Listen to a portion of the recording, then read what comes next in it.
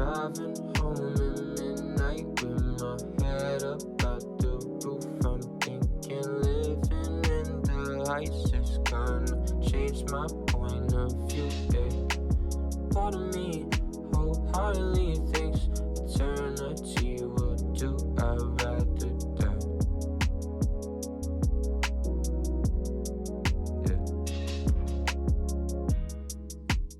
Minutes turn to millions.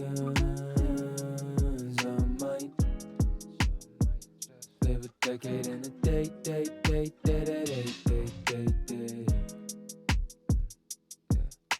I'm out for every memory that's keeping me in place. Yeah, baby. I've been walking in the walls all week. I got missed calls on me. They on me. Everything fall on me. Yeah, lately been hard for me to relay. Life's just out of my reach. Old friends feeling like keepsakes. Midnight ride like leaks. 24's floating down the freeway. Driving home at midnight with my head up out the roof. I'm thinking living in the heights is gonna change my point of view. Part of me wholeheartedly thinks eternity will do. I'd rather die. 25. And I've been 80 on the interstate. Gaining on a getaway. Crazy how quick you change. Used to want the symmetry, but now I think it's been in me. Out of shape. Pushing through the. Just realized I was muted. Alright, I'm back. Yeah, 6'5", I'm just biding my time. I'm out. Alright, he.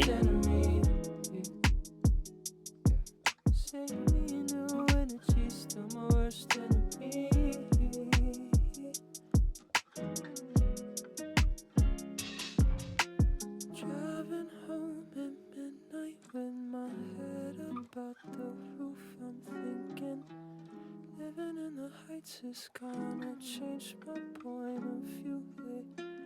Part of me wholeheartedly thinks eternity will do. I'd rather die 25 in LA knowing you.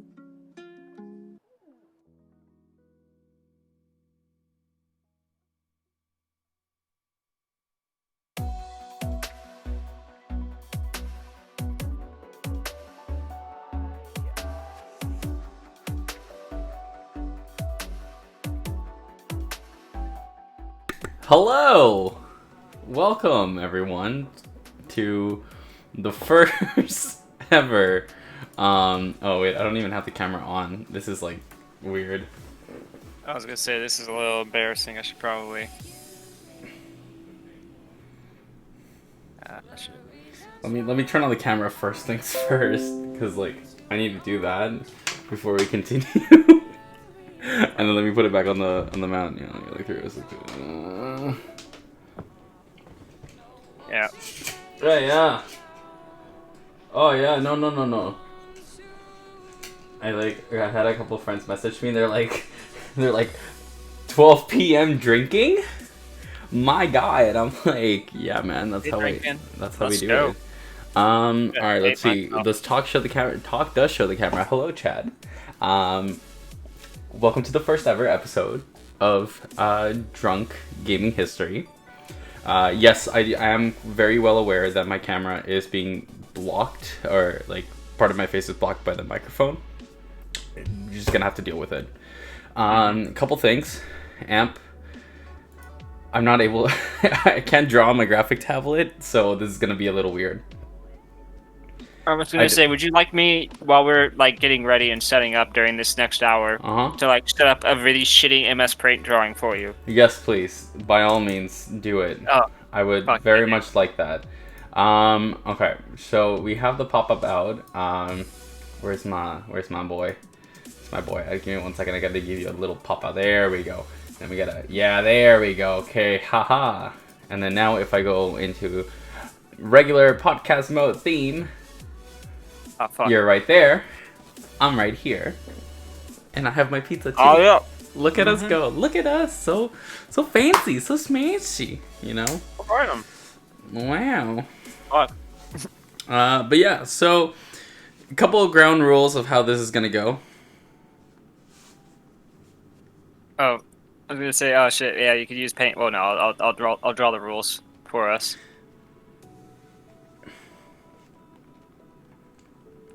All right. So rule 1, what's the first rule? Okay, so wait, you don't even have I can't. You have to show you. This is gonna be weird. Okay. So first rule is what we're gonna do is, since we are looking at all the games of Kingdom Hearts, we've all decided that we are gonna start with one drink. And do you want to show the lovely chat what we will be drinking today? What we'll be drinking today is a combination of, I believe, Rain is going to be crushing some Smirnoff Ice. No. I will be drinking... Oh, fuck. You're drinking all of my drinks. Oh, okay. I was going to say, so I'm going to be drinking a wonderful mixed drink called Texas Tea. Okay. Explain more. So that's a mixed drink where it's like 1.5 shots of, or 2.5 shots of sweet tea vodka. Half shot, or like one shot of regular vodka, okay. And then what is it? 1 shot of amaretto mixed with some lemonade. I see. It's very potent. It has absolutely left me blitzed in a incoherent mess if I let it get the best of me. But yeah. I know the traditional Texas tea is usually made with Coca-Cola and some other things, but this is a variation that I much prefer personally. I see. It basically turns it into a very, very strong Arnold Palmer and is superior to the Long Island iced tea, which some of you all may be familiar with. I personally prefer this over Long Island. Pretty good. I can see it's clear too. It's like, nope, that's just water. Oh, sorry, just kidding. No, that's just the water. I'm eating before we get this started, so I'm not on it. I know. I started eating as well. Oh no, Sarah saw the tweet. Anyway, yeah. So that's gonna be Am's drink, of course, since both of us, the pandemic is going on and everything. We are doing social distancing because 1, we have no other choice because we live in different countries, and 2.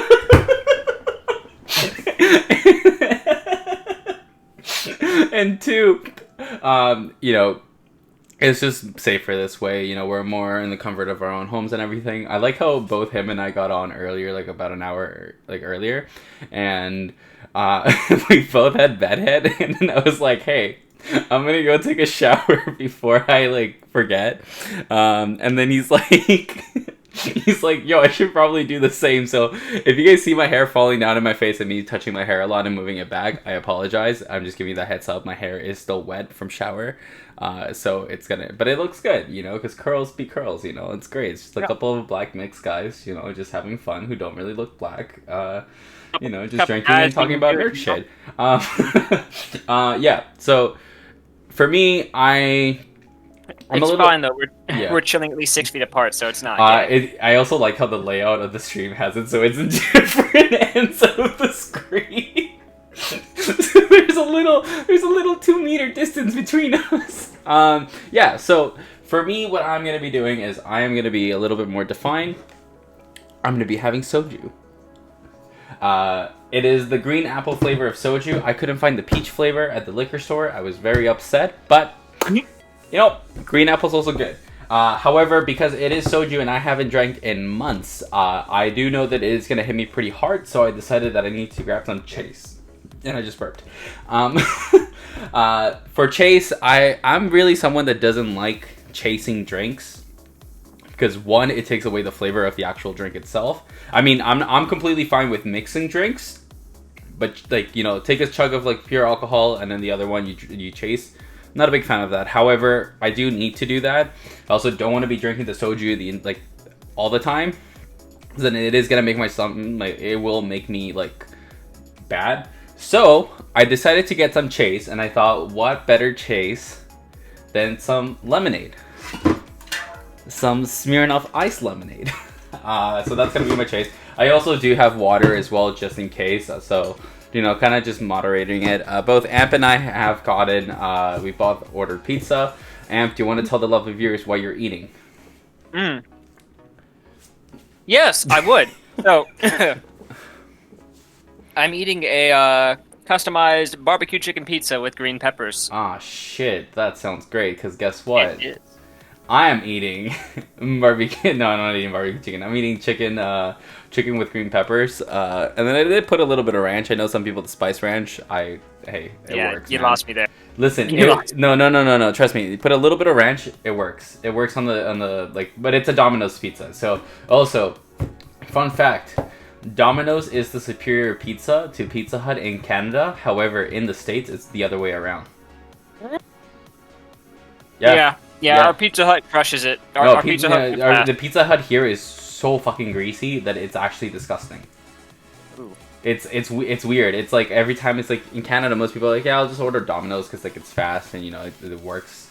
However, the fast food pizza that trumps all, Little Caesars. I agree. I will co-sign this. You cannot tell me Little Caesars does not slap. Unfortunately, I didn't get Little Caesars, and I'm already being judged by my friends. Already? Yeah. That didn't take long. One of my friends just messaged me. They just woke up, and then they're like, "I'm sorry." Yeah. They're like, "I saw your tweet. I'm sorry. 12 p.m. Pacific Standard Time. You're getting drunk at noon." And I'm like, "Well, at least it's not morning." I mean, I thought you Canadians enjoyed a good noon drink. I do. Then again, I haven't drank in like forever, so this is like exciting and like terrifying for me because like, man, what if I lost my heavyweight title champ and everything? Like I'm technically I'm baptized Irish. Kind of how for tolerance crying works. out loud.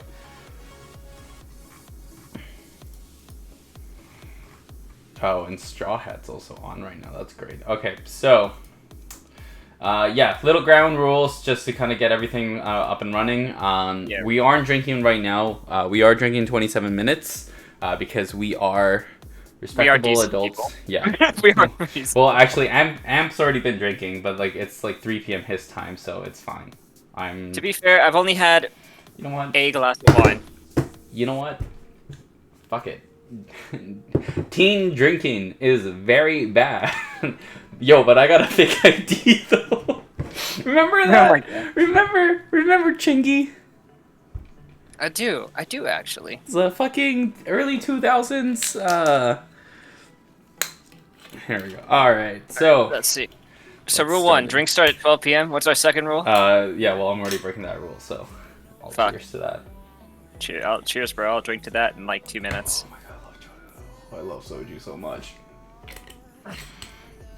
I hate how soju is like, it's not strong, but it's like the taste. I mean, the taste is very soft. Like it's not like it's like not those hard liquors that like when you drink it, it doesn't like how like some liquors like kick you hard, and then you're just like fuck, like it hurts. Soju's one of those well refined where it's like it slides down your throat. It's like Ciroc. And those are the dangerous ones. Especially because soju's fucking potent as hell. Because it's like, this is what? 12%. So. Yeah, it's gonna fuck you a little bit.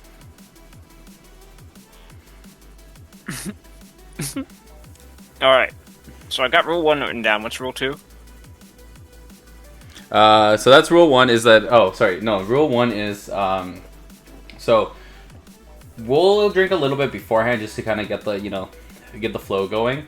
However, we are going to be drinking every time we start. So once we get to a new game, we'll be adding in, we'll take another drink. So for me, I'll take a swig of soju, and then I'll probably be drinking a bit of it like lemonade on the side kind of thing. For you can just take a chug or whatever you want. Originally, we set shots. But then the more we thought about it, we were like... at first we were like, this is going to be fun, let's do shots. And then we're like, this is the first episode. If it will be a continuing series. And then the more we thought about it, we're like, oh no. It's a bad idea. This is not going to be good for Twitch. So we're just going to take sips. However, we're going to get the ball rolling. And then, we are drinking strong alcohol to kind of like counterbalance the little like bits of drinking, so it still will hit us. Like we're still gonna get drunk. But yeah. What else? Yeah. So also considering the game that we're gonna be talking about, like what, like 12, 13, 14 games overall, Yeah, about like 14 installments for the games. series. It's gonna be kind of Good fun. God. Oh Oh, man. good God. Oh, Yeah. fuck. Oh, dude, we're doing the. We're- Oh, God. Yeah.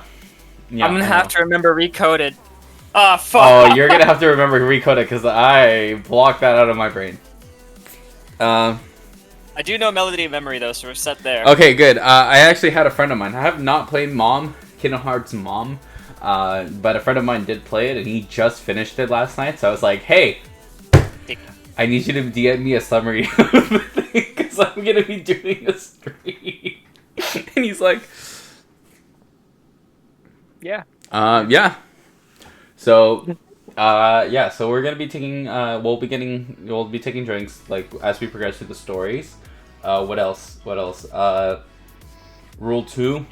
If we don't, I was gonna say if we Oh. don't know anything about a game, we have to take a drink. If we fuck up something, we gotta drink. Fine. Or is Let's that add dangerous? in. Let's add that in. No, Alright. I'm in it. I'm in it. We're taking swigs anyway, so it's not like it's gonna be like absolutely Yeah. disaster. I'm actually, you know what? I'm gonna start with the lemonade already. Good idea. Do you ever like hit the top of the can? Always. Do Like- you not? I do, but apparently like people are like, that's stupid. You're not supposed to do that, and I'm just like. I'm like, dude, I don't know why. It's like with Coke or like it just any pot, like any cans in general. I like to like tap the top just because it's like a little like I don't know, it's like a ritual of sorts, I guess. It you just could say. works. It just works. It just worked. Oh man, fucking lemonade. Oh, this table's gonna look terrible. Oh, it's I'm gonna ready. look horrible. That's great. I Oh, love it's it. gonna look absolutely eye-searingly bad. This will also be a mukbang stream. I'm so sorry, Chad. I'm not. I'm absolutely not sorry. No, I'll No, be fine. sorry. Dude, can you It's bad. imagine if like I record this and then I upload it to YouTube? It's incriminating evidence, is what you're saying. So Well, I'm just kidding, dude. Oh shit! All right, already starting with sneezing. I haven't even drank yet. you're Fuck already me. you're already throwing up there, bud. You Oh, good? you You good? good? Oh yeah, I'm good. I'm good. I'm good. Are you good? Oh, no. I'm vibing. Oh, bet. Oh shit. Yeah. There we go.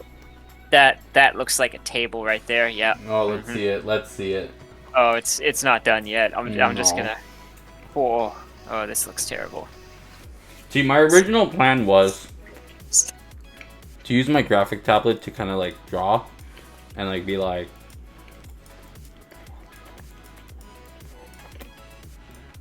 that, but Yeah. unfortunately my graphic tablet's not working right now, so I'm a little upset about it, but hey, it is what it because- is. Is it because of you know? Hmm? Is it because it's you know? What? No, Yeah. it's my Intuos Pro. I don't have the actually wait, let me check and see. Intuos Pro. I bought this right when I graduated high school as a gift for myself. Probably used it once or twice. Then I got an iPad, and then they came out with the Apple Pencil. I was like, oh fuck, I don't need this anymore. Surprisingly, probably won't need it now. So let me make sure. Oh shit. Okay. Does it have battery? No, it's dead. Okay, never mind. Okay, let me see if I can, Fuck. let me look in my bag of...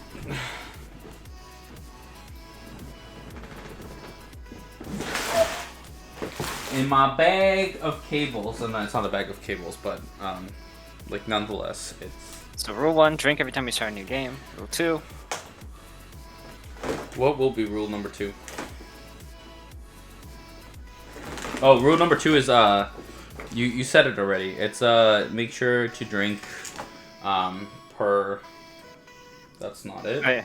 inaccurate lore. Drink. Not I wouldn't say inaccurate lore. Is say if you just don't know the game, you have to drink.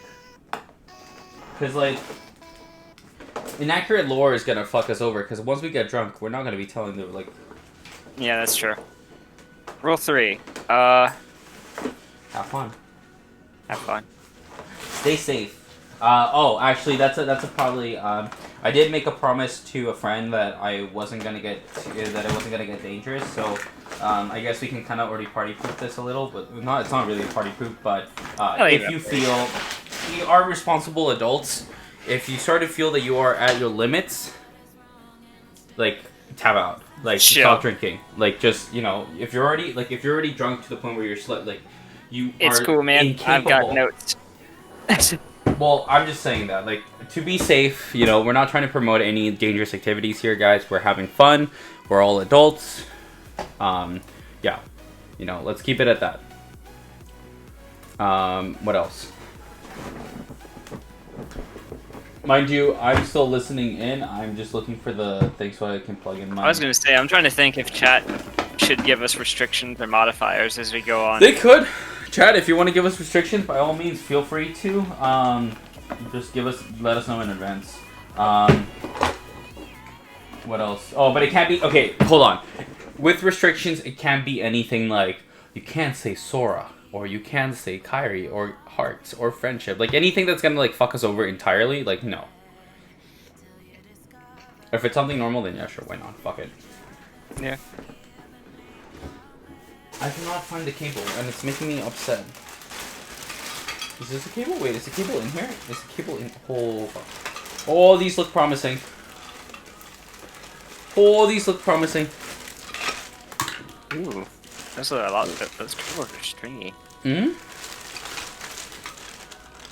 Oh, shit. Alright, so this is a terrible table. I love it.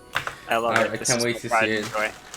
I cannot wait to see it. Give me 1 second. I'm like trying to see through these cables here if there's one of them that's capable of being used on the Intuos graphic tablet because it uses a mini USB cable, and I haven't used one of those in like years, like literal years.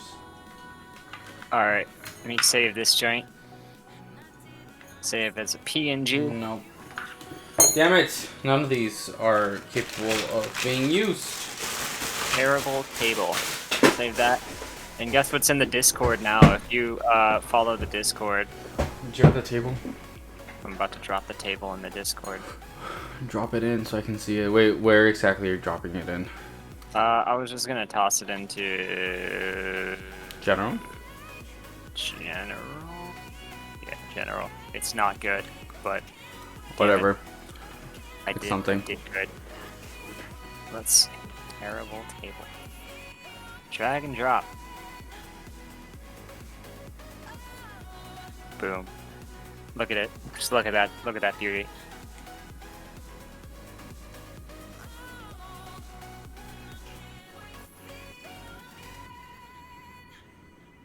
Alright.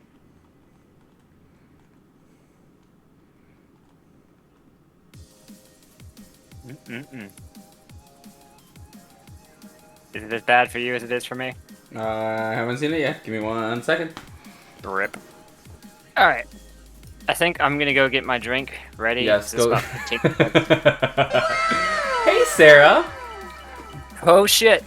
Sarah _ Hell yeah. just resubscribed Sarah for with the 3 sub months. entry. Hello, hello. Welcome. Lovely to see your digital name. I was gonna say love to see your face here, and then I was like, wait, that's not... we can't see faces. Nothing much. We're just kind of getting ready. We're just, starting to get into the flow before we start everything. So yeah. Let me quickly go on MS Paint. I'm gonna open up your photo amp, and then I'm gonna paste it in here so we actually have something that we can look at. Copy, ready for paste. This terrible table. Oh, it's not terrible. Come on, man. There we go. Look at that. Look at that. Perfect. Look at that. Drink every... No. Oh, man. There we go.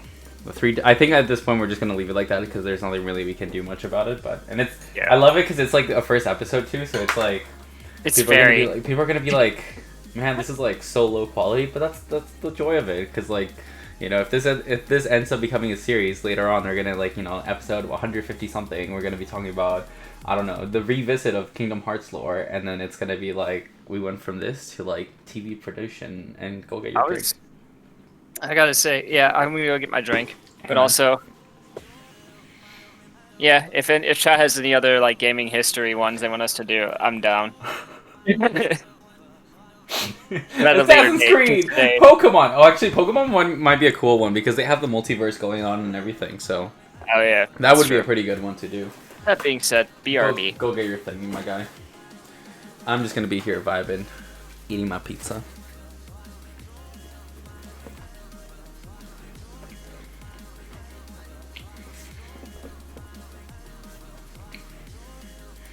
Quick shout out to my boy Amp. He's been my partner in crime since we started. He played Omori last night. We were having fun with that. And yeah, as you can see, he's always here with me. He's always willing to do some funny shenanigans and have fun. Yes, pizza. I'm currently eating a beef crumble and mushroom pizza. And I put in a bunch of Italian herbs and chili flakes because I like my pizza spicy. And I also have chicken with green bell pepper as well. The pizza's there to kind of help soak up the alcohol so we don't get too drunk. But yeah. How's it going?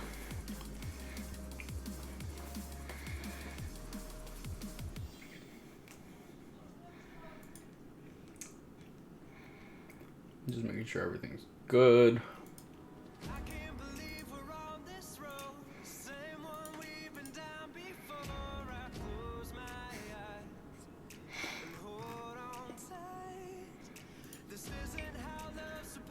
It's going all right. That's good, man.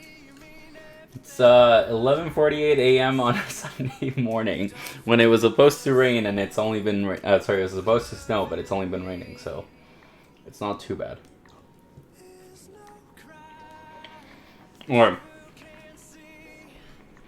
I will say I am starting to feel very self-conscious right now because yeah, it snowed last night in the for a few minutes while I was driving, and then poof, and then afterwards it started. Yeah, it changed back to rain. I even saw my watch. Speaking of my watch, I gotta put that on. Yeah, I was like, it was snowing, and I was like, great, and then it just went back to rain, and now it's rain all day, which is sad because I was ready for the snow. There we go. But I'm pretty sure the snow there where you are is gonna be thicker, or it would have stuck more than it would have where I'm at. Because the island does not do snow, or it doesn't like to do snow unless it's really, really, really hard.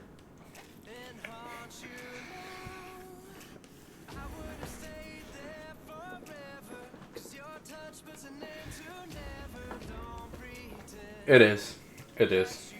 Richmond snow is it's something else as well. It's slush. It's not snow. It's slush. It's bro, please. Hello.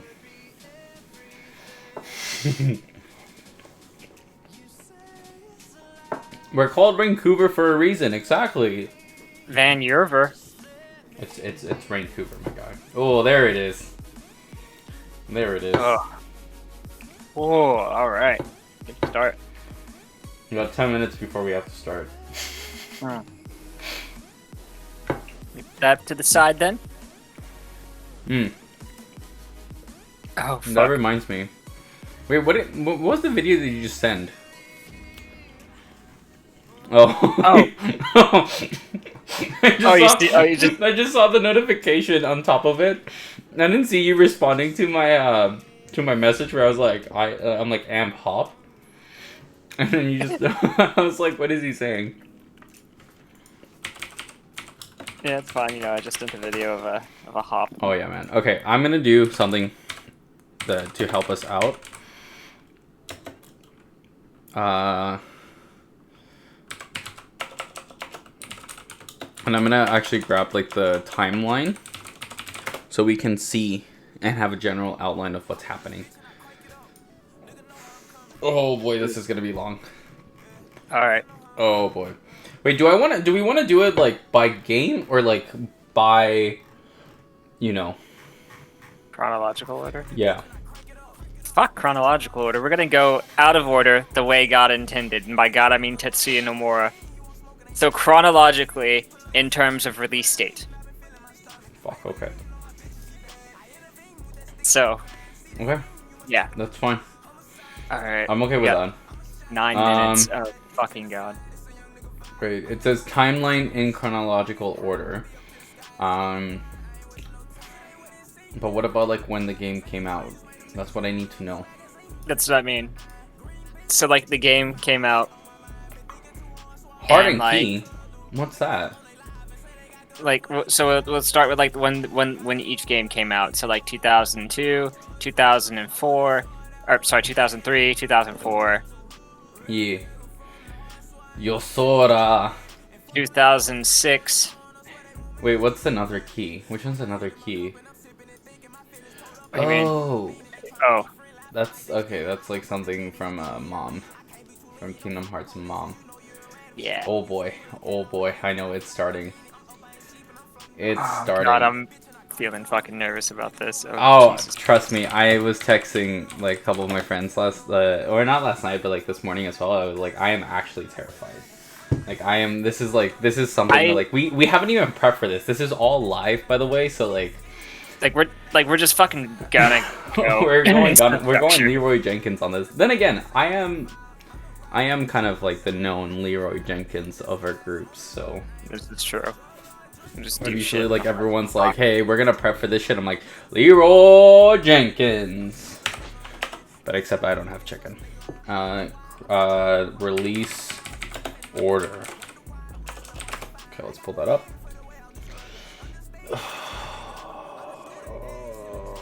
Boy. No. Okay, yeah, I got it. I'm gonna do a crop edit thingy for this, and then we can that way we can have the list. Please feel free and at liberty to Snip. edit or adjust however you want to. Oh, did you already add it into the thing? What? I haven't done shit. I just Oh. closed. I sent it to you and closed it because I want nothing to do with it Oh, anymore. you sent it to me? Where? Oh, you mean the list of games? Yeah, that's what I meant. Fuck.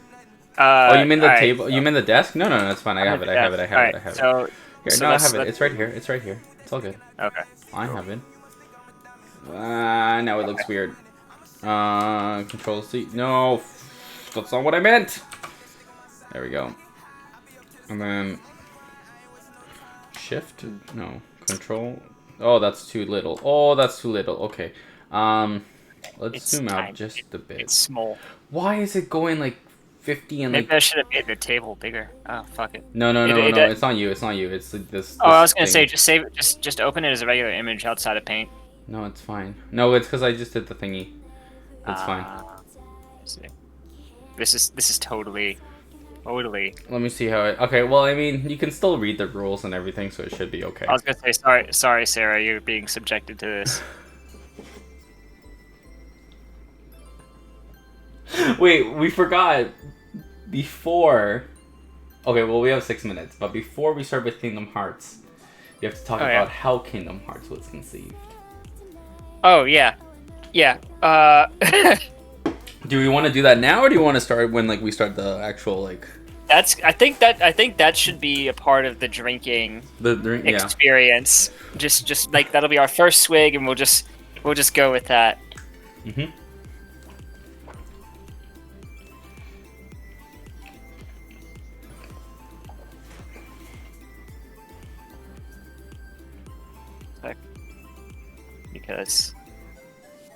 Because what? Because what? Because I'm gonna be drunk later. Oh, Syntho.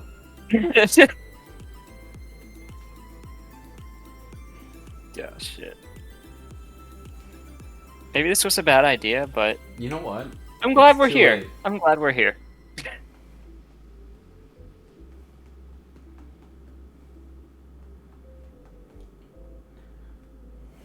All right. Yeah. It's it'll be fine. We're gonna have fun. That's what matters. We're gonna have some fun. This beat is sick. No rides on disco sticks though, cause social distancing. So yeah, it's fine.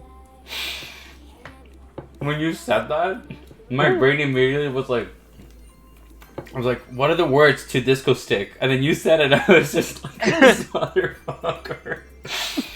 I'm pretty sure we just dated. How old we are? Ourselves. Oh fuck, Yeah. chili flake. Exactly. There we But go. oh yeah, should we have background music going? I feel like oh wait, what's I have it? background music going on right now. Oh, I can't hear it. It's because it's Oh, on I can. stream. Just kidding. I had the stream turned down. Fuck. Yeah, it's fine though. I mean, you can go on. It's on Spotify, so you can always just join and we can listen to the music at the same time. I forgot about Or the music. if you're honestly. if you're on the Discord, you can listen along with Rain 13 by finding his name and click and listen along in there. So, if you're interested in following along with the soundtrack, you can join the Discord there. They're playing music. Wait, what? Wait, hold up. Oh fuck, wrong command. You did Discord. There we go. You There we go. I know I shouted out Discord. Check out Discord. They're playing music at twitch.tv/Discord. I didn't even realize that was the wrong command. Yo, the Discord? What do you mean, yo? Shout The out Discord. Oh shit.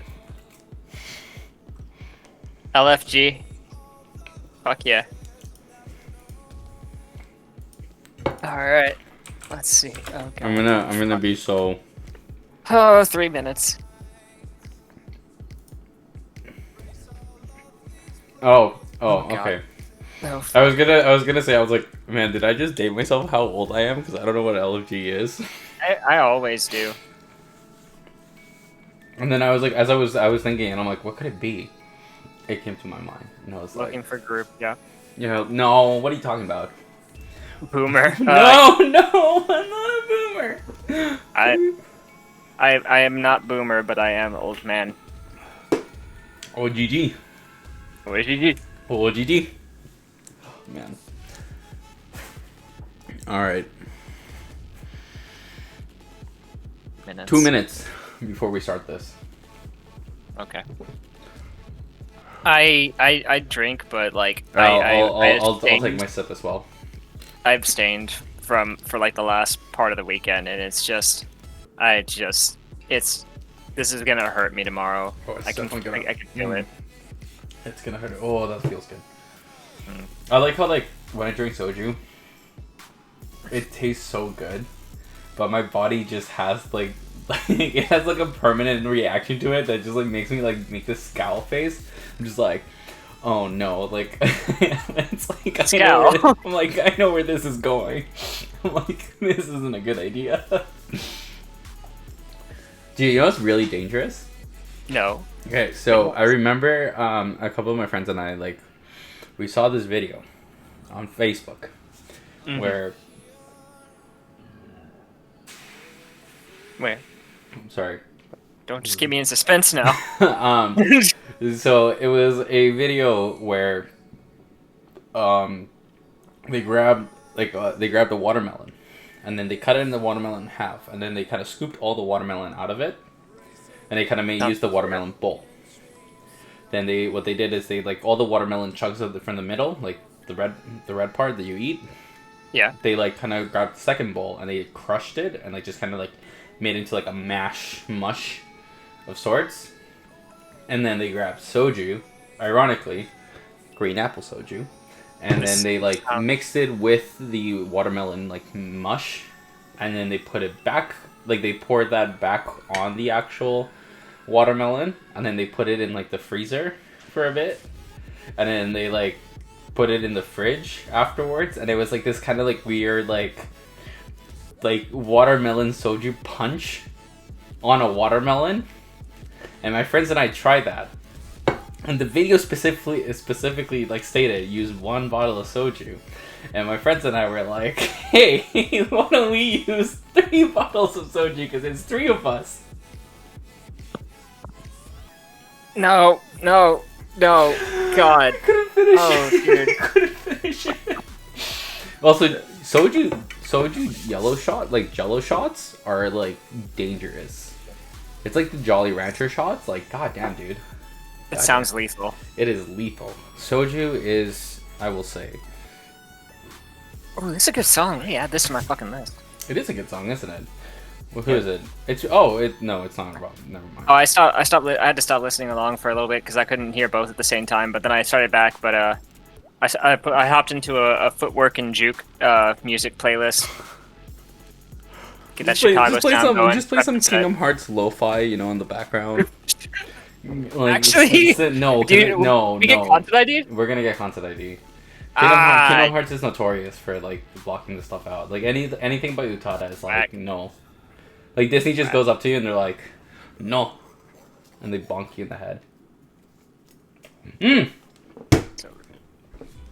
Speaking of bonk,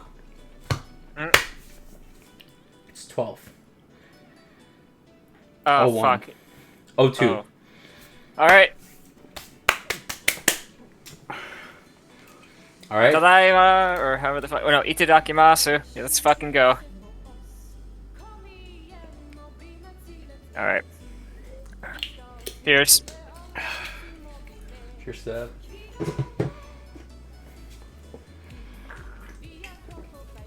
that. Fuck. And the lemonade. Oh, Alright. before we start, side note.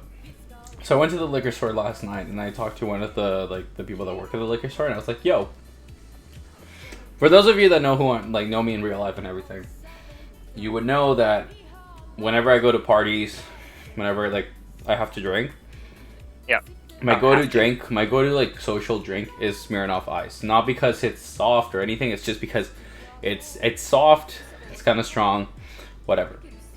However, because I am a heavyweight, I always I remember one time, right when I turned 19, I went to the liquor store and I bought some Smirnoff Ice. Obviously, the best Smirnoff Ice are the ones from the glass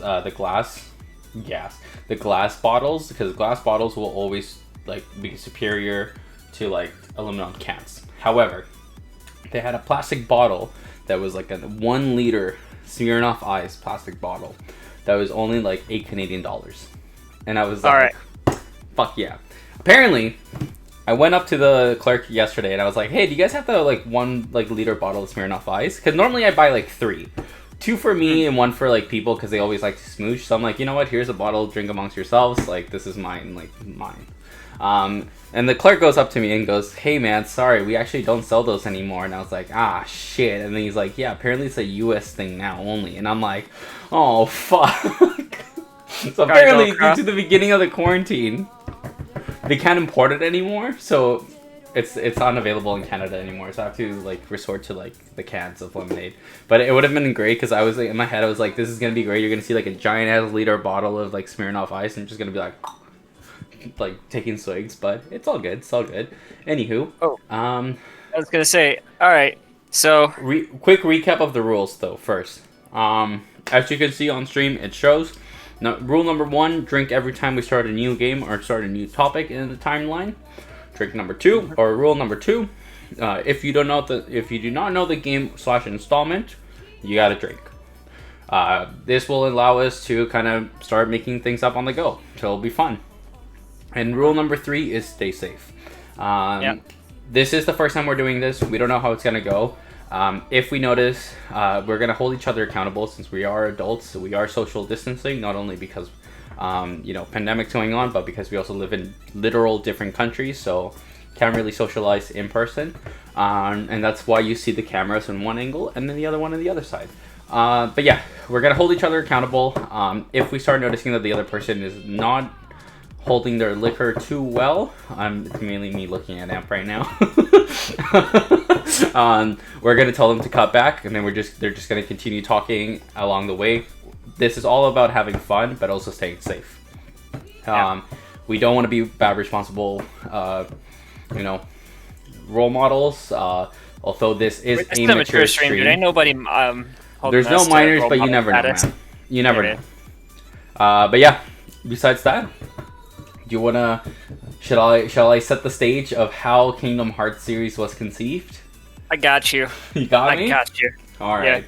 Yeah. So back in early 2000, Shinji Hashimoto, a Square game producer, had been discussing the possibility of creating an open-world game like Super Mario 64 with Hironobu Sakaguchi, the creator of Final Fantasy. The two basically lamented over the fact that one of the reasons the Mario game had been successful when they had collaborated previously for Super Mario RPG was because they used a well-established character, so it did really well.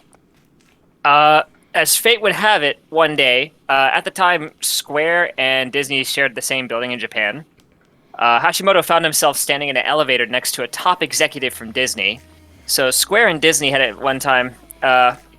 they would brush you up against each other when they're going to their floors and stuff like that. So Hashimoto gave a literal elevator pitch to a Disney executive about the concept of possibly having a collab between Final Fantasy and Disney. And they really liked it. So development began in about February 2000 with Hashimoto serving as producer and the man, the myth, the legend himself, Tetsuya Nomura, as the lead character designer and director. I like my version better. So, let's set the stage. 500 Days of Summer style elevator scene. We have Soe Disney Channel just listening to music from Utada Hikaru. Oh my god. In before it comes in Tom Nomura, and Tom goes, "Hey, I like what you do." And the Soe Disney Channel's like, "Hey, who are you?" And Tom's like, "I work here." And Soe Disney Channel's like, "Oh, that's cool." So then Tom's like, "Hey, you know what'd be pretty cool? You, me, get together, spice some things up, create a video game series." And Soe Disney Channel's like, "Sure, what could go wrong?" And lo and behold, this is where the Kingdom Hearts series started. Can we call it Disney Channel from here on out for the rest of this episode? Soe Disney Channel? Zoe Dish Channel. It's Soe Disney Channel. Damn it. For those of you, Amp and I, we were talking last night about it, and we were thinking about this, and then I was just because something that really happened with this, as Amp did say, is the elevator pitch, because this all happened on an elevator. And for me, because my manager posted on her Instagram story that she was watching 500 Days of Summer, I was like, oh no, it was fresh in my mind. And then I'm like, Soe Disney Chanel, Soe Disney Chanel, Soe Disney Channel, and I'm like, it's pure genius. All right, shall we get started then? All right, second drink, second topic, Kingdom Hearts 1. So, long and short of it, that little pet project that Tetsuya Nomura and Hashimoto had been slaving away on for about 2 years at that point finally debuted in March 28th of 2002. Not 2012, good God. It was the first game in the Kingdom Hearts series, and obviously was the result of a collaboration between Square and the Walt Disney Company. Square Enix did not exist until 2003 when Squaresoft merged with Enix. It's a fun fact. Which is also why we still get Dragon Quest, because Enix owns Dragon Quest. But anyway, that's beside the point. All right. So, Kingdom Hearts 1. Yeah, Kingdom Hearts 1. We have a boy with goofy shoes and spiky hair named Sora. Along his best friends, local edgy boy Sasuke wannabe Riku, and local useless character, who isn't really useless as a love interest, Kairi.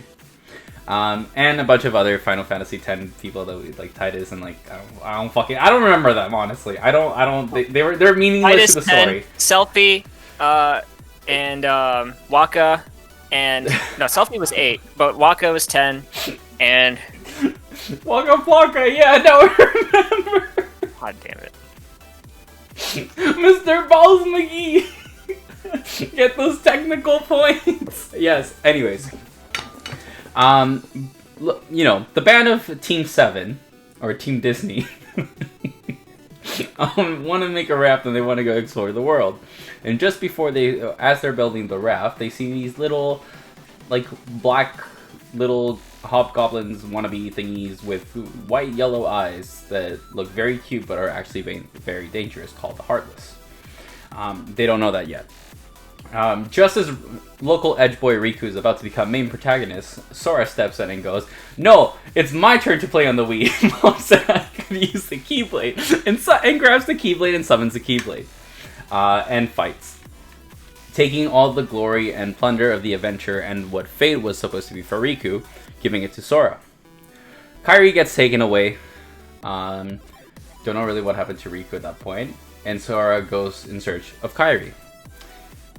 We hit Traverse Town, where Sora, Team 7 leader Sora, meets the literal definition of the strongest character magic user in all of Final Fantasy universes, Donald Duck, and his best mate, Goofy. They quickly become friends and they go on an adventure to find King Mickey and also Riku and Kairi.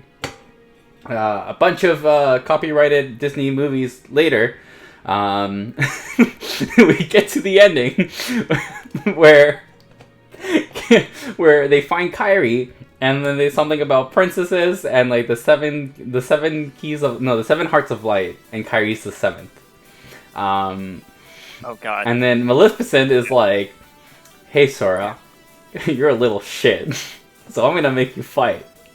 And out before it comes local edge boy and favorite edge boy, not Sasuke, Riku. They fight to the death. They fight to the death, and Sora dies, while protecting Kairi, and loses his heart and becomes a Heartless. This will become relevant later on in the story. Kairi saves Sora. He reverts him back into his normal self, and then they go and defeat Maleficent. And then it turns out Maleficent was the bad guy. It was actually a bad guy named Ansem and Vemnis, and it was Riku, and then it was Young, and it was Ansem. You're going to need you to drink on that one because it was Ansem, Thinker of Darkness. Fuck you. It's the same shit, man. I haven't played that game in like 3 fucking years. Leave me alone. Damn it. Yeah, and then the kingdom saved. The portal, the gate to the world of darkness is open. They can't close it. Mickey shows out of nowhere and goes, "Hiya!" Exactly how it happened too. For anyone who's never played the game or had the pleasure of going through Kingdom Hearts 1, as a just giant spoiler, Mickey does show up at the very end of the fucking game after like spending the entire game of just like trying to like find this guy, and he just suddenly shows up and is like, "Hey, I'm here, and I'm relevant for some reason." And then basically, Mickey has the key, which is the gold version of Sora's Keyblade, but it's called the Key of Darkness, or the Dark Keyblade. I know, it's fucking weird because like when you think about it, it should be the Key of Light. Do you see the color scheme? Anywho, Riku and Mickey are like, "Hey, we need to close this gate." So they sacrifice themselves and they go inside the world of the darkness, and they close the gate, and everyone's happy except for Donald, Goofy, and Sora, and Kairi, because they've lost their best friends. On to the next game. Alright, Kingdom Hearts Chain of Memories. So let's see, Kingdom Hearts Chain of Memories, for anyone who doesn't know, it was released in November 11th, 2004. This is one of the earliest games put out by Square Enix, so fun fact on that, it was released for the Game Boy Advance, and it was re-released in, 2008 for the PS2?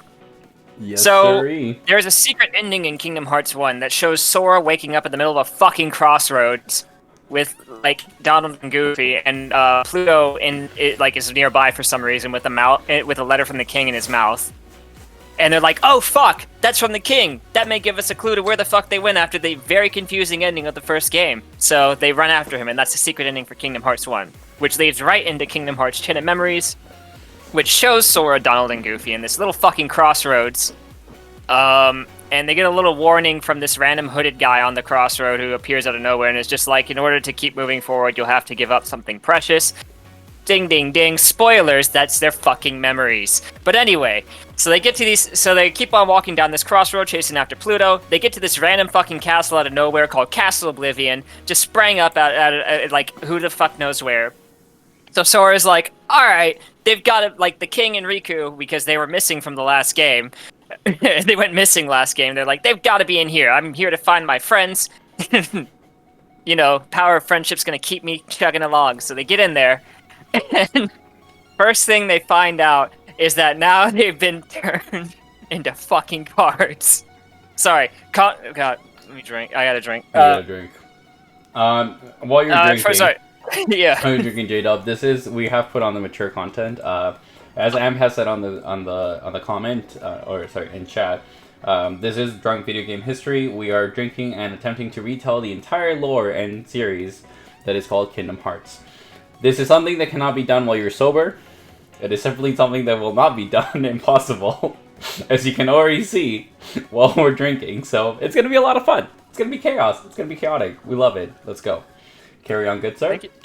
Thank you. The long and short of it, he gets in there. The hooded guy shows up again. It's all coming back to me because I traumatically had to like try and beat this game in like 8th grade because I was super obsessed. But anyway, tries to beat the brakes off of the hooded guy, and then none of his attacks are hitting, and he's like, hey, guess what? We're gonna do a complete genre fucking change, and only cards work in this castle.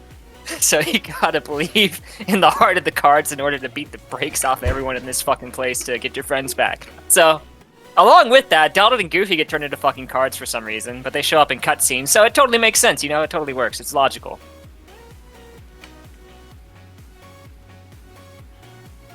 There we go.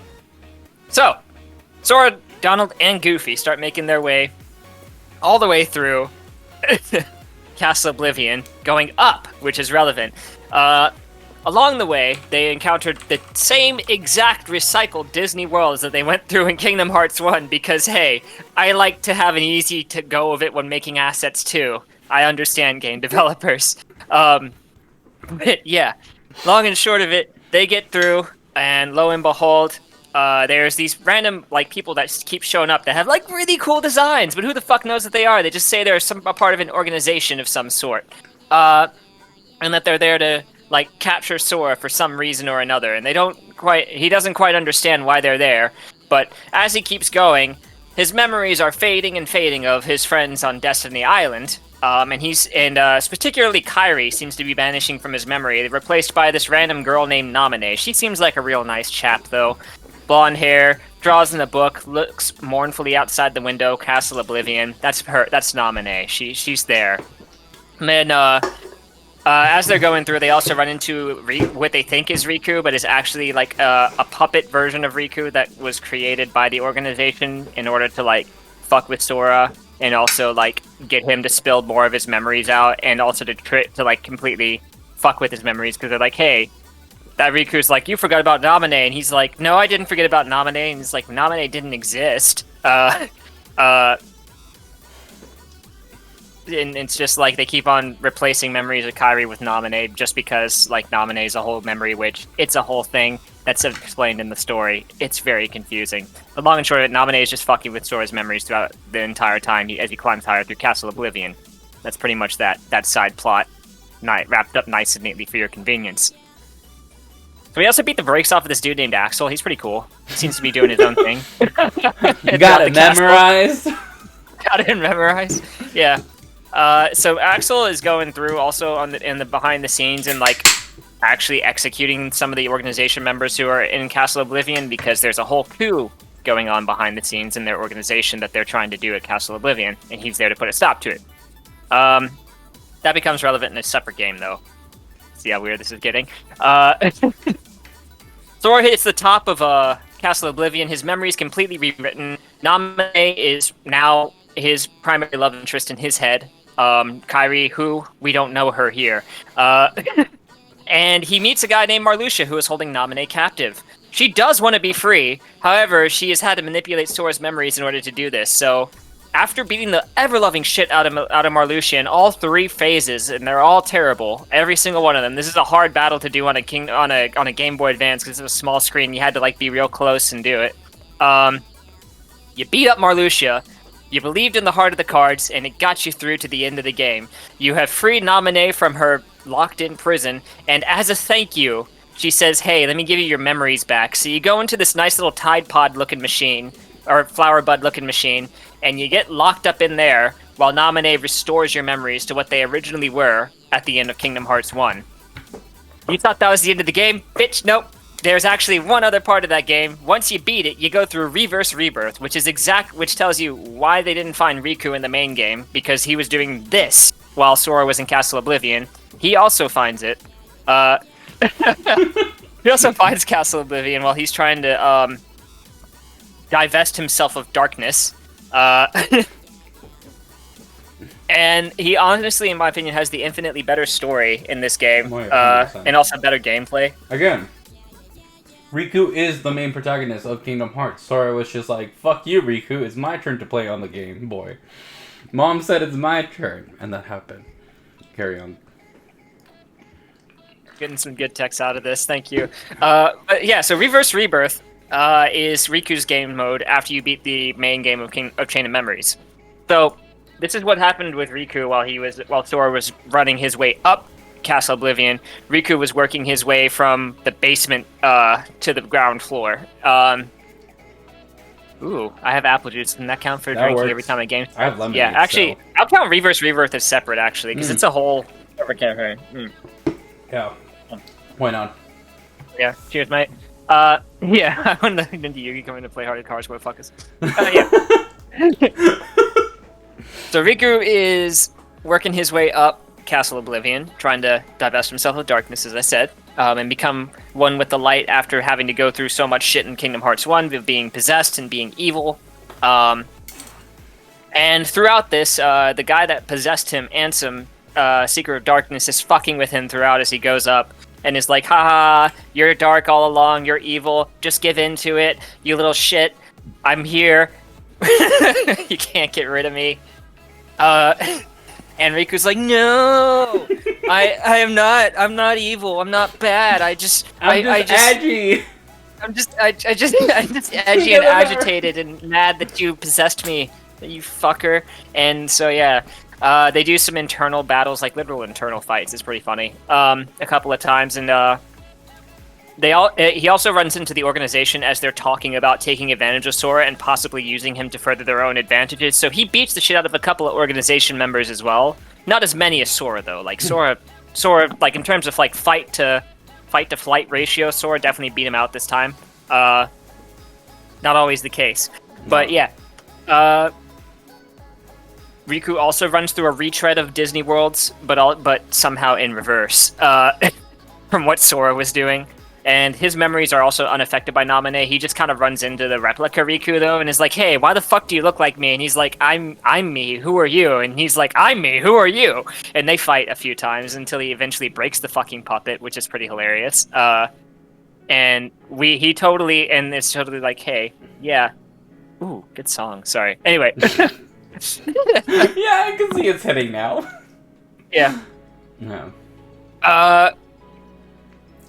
Long and short of it, he breaks the fucking puppet. The puppet's like, wait, if you're the real person, I'm fake. Has existential crisis. He tells the puppet, like, go fuck off for a bit. Think about your existence. Come back to me when you figured it out. That'll become relevant in about 8 games. That is true. But yeah, pretty much, Replica Riku's gone. Organization's beaten. Last battle is, of course, with himself, because he's got to fight the darkness within him that is Ansem. And he conquers it, and he discovers a new way, a new light, a new way forward, which is the road to dawn. Rather than traveling in direct darkness or direct light, he walks the twilight path, which solidifies him as just the current resident edgy son of a bitch in this fucking game. I am so sorry to everyone. My but boy! That is just Kingdom Hearts Chain of Memories. Oh yeah, the secret ending. So the secret ending of Chain of Memories, it starts out where essentially you see a town you only saw briefly, which is Twilight Town, I believe, and you see a blonde-haired fucking boy just sitting on a clock tower, and that's it. That's the secret ending to Chain of Memories. Alright, is it my turn now? Yep. That's Kingdom Hearts 2. It's on to you. Alright, Kingdom Hearts 2. Shall we take a drink? Yep. My good sir? Let's go. Alright. 1 second, there we go. Fuck. Kingdom Hearts 2 starts off with the same boy that we saw sitting on a tower, on a clock tower. Local teenage Disney heartthrob, Jesse McCartney, I mean Roxas, the name will become relevant later on, is talking with his friends, and they are in the Twilight Town. Get it? Because Riku, Twilight? Yeah, cool. So they're looking around, they can't find the Redacted, and they're having a wild ride. After making some cash and going to the next town over, solving some mysteries, they find out what the Redacted was, and they claim back the Redacted, which is, you guessed it, photos. Right? Yeah, photos. Yeah, they literally stole the word photos. Like they couldn't say the word photos. They would be like, oh no, they still are redacted.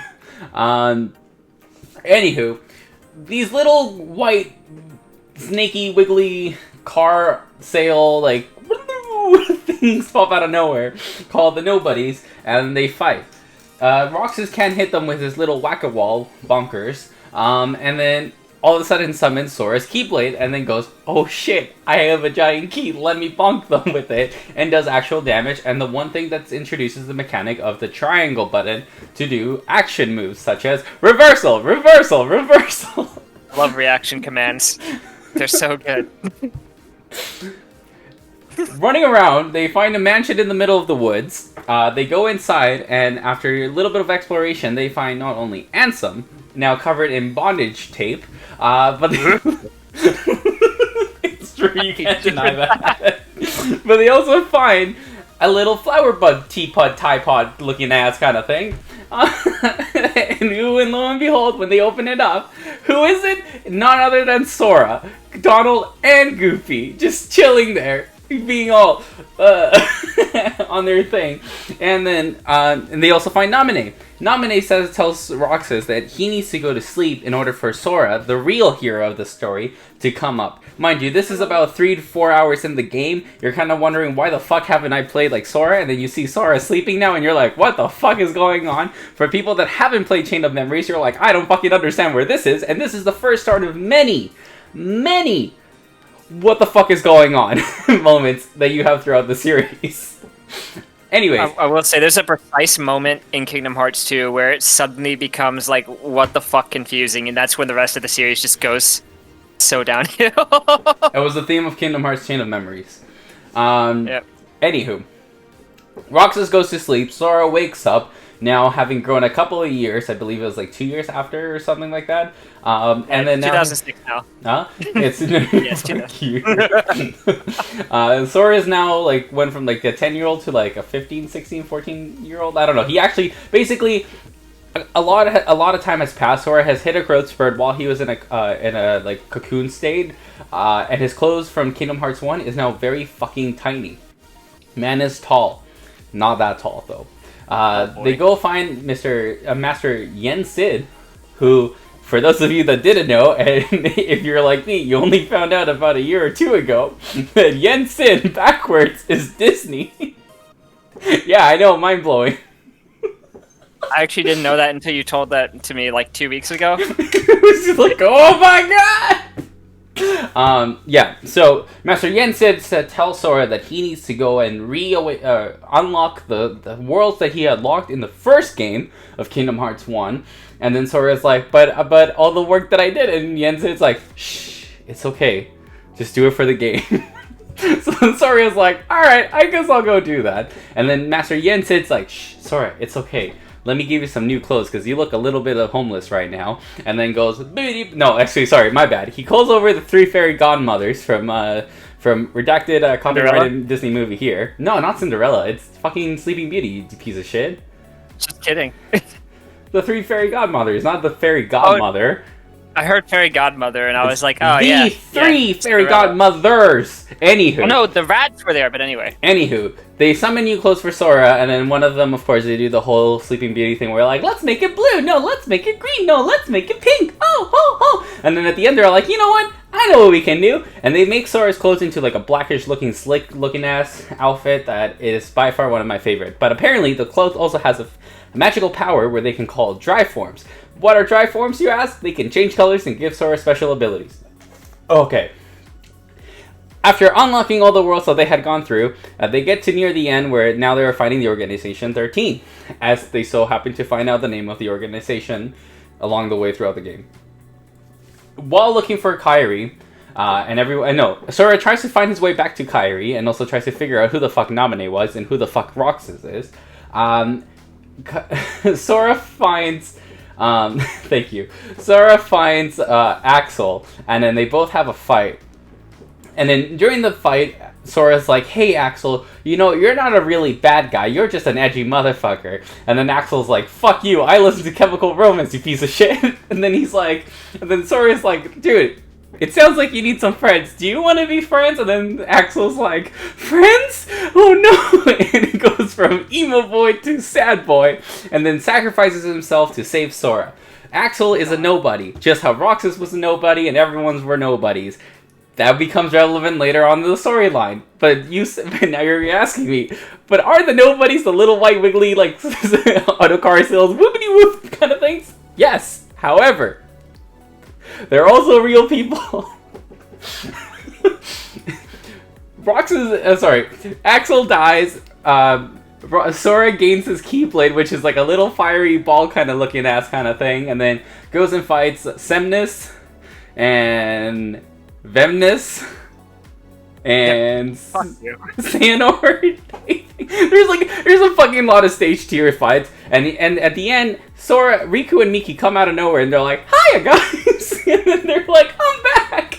And they're like, "Miki, Riku!" And they all get together, and then they summon Kingdom Hearts, and then they stop the game, and everyone's happy. But then Riku and Sora, and they're all like, "We need to find the seven Keyblade Guardians because we need to fight." And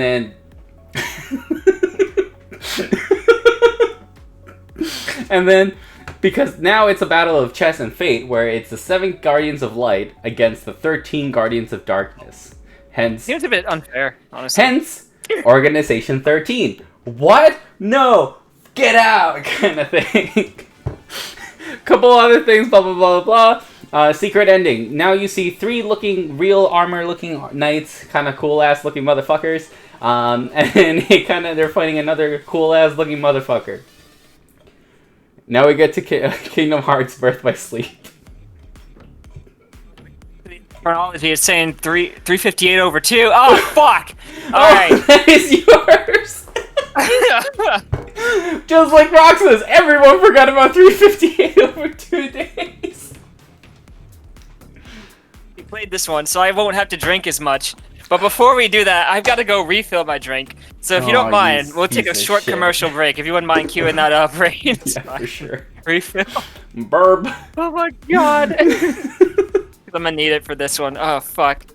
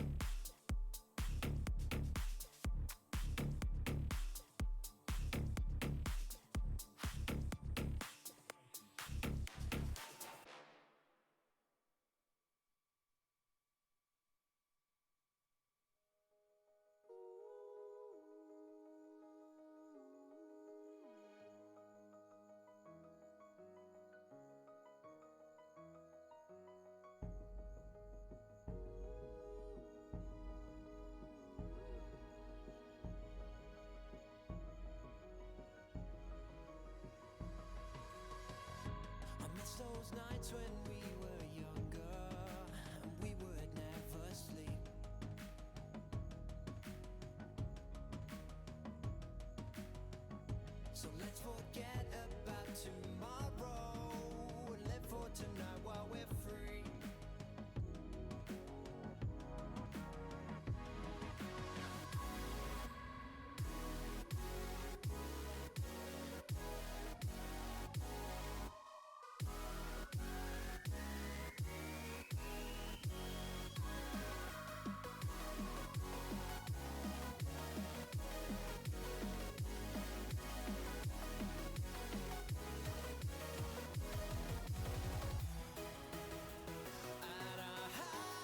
Touch the sky. Tonight we're coming alive.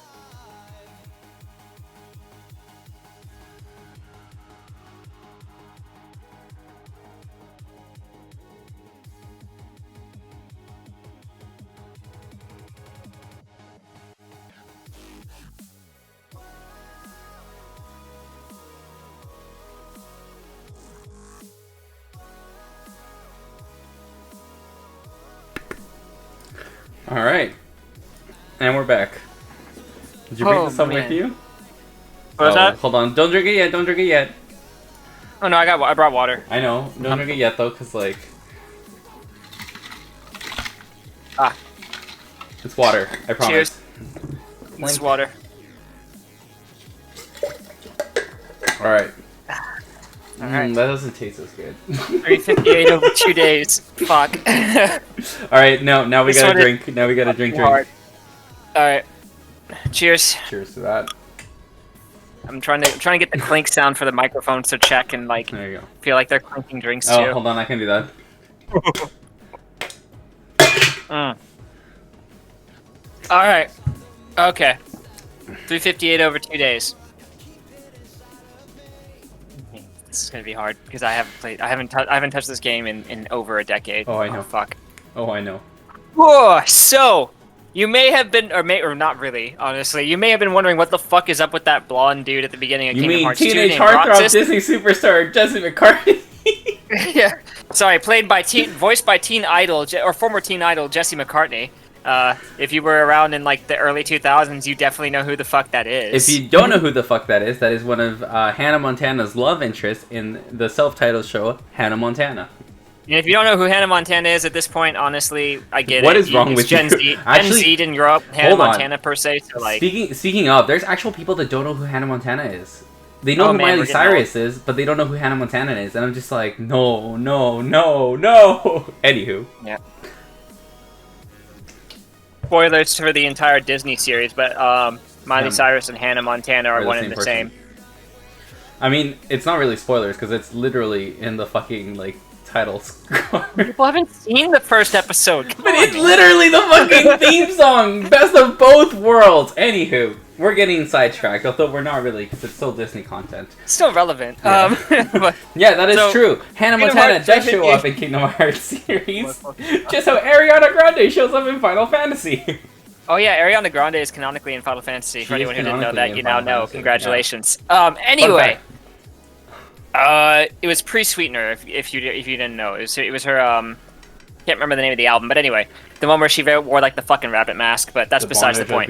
So Kingdom Hearts 358 over 2 days is the story of Roxas, the nobody, aka Sora's nobody. Because Got it? what's been established in canon, in like Kingdom Hearts canon at this point, is that if a soul dies and the person was like a very strong, like very spiritually strong, very like just a very powerful person when they were living, their heart gets split in two. So or the heart becomes a heartless, and the body will survive as a nobody, essentially. So it becomes a husk without feelings or emotions or anything like that. But that's a so fucking lie. that's the whole thing.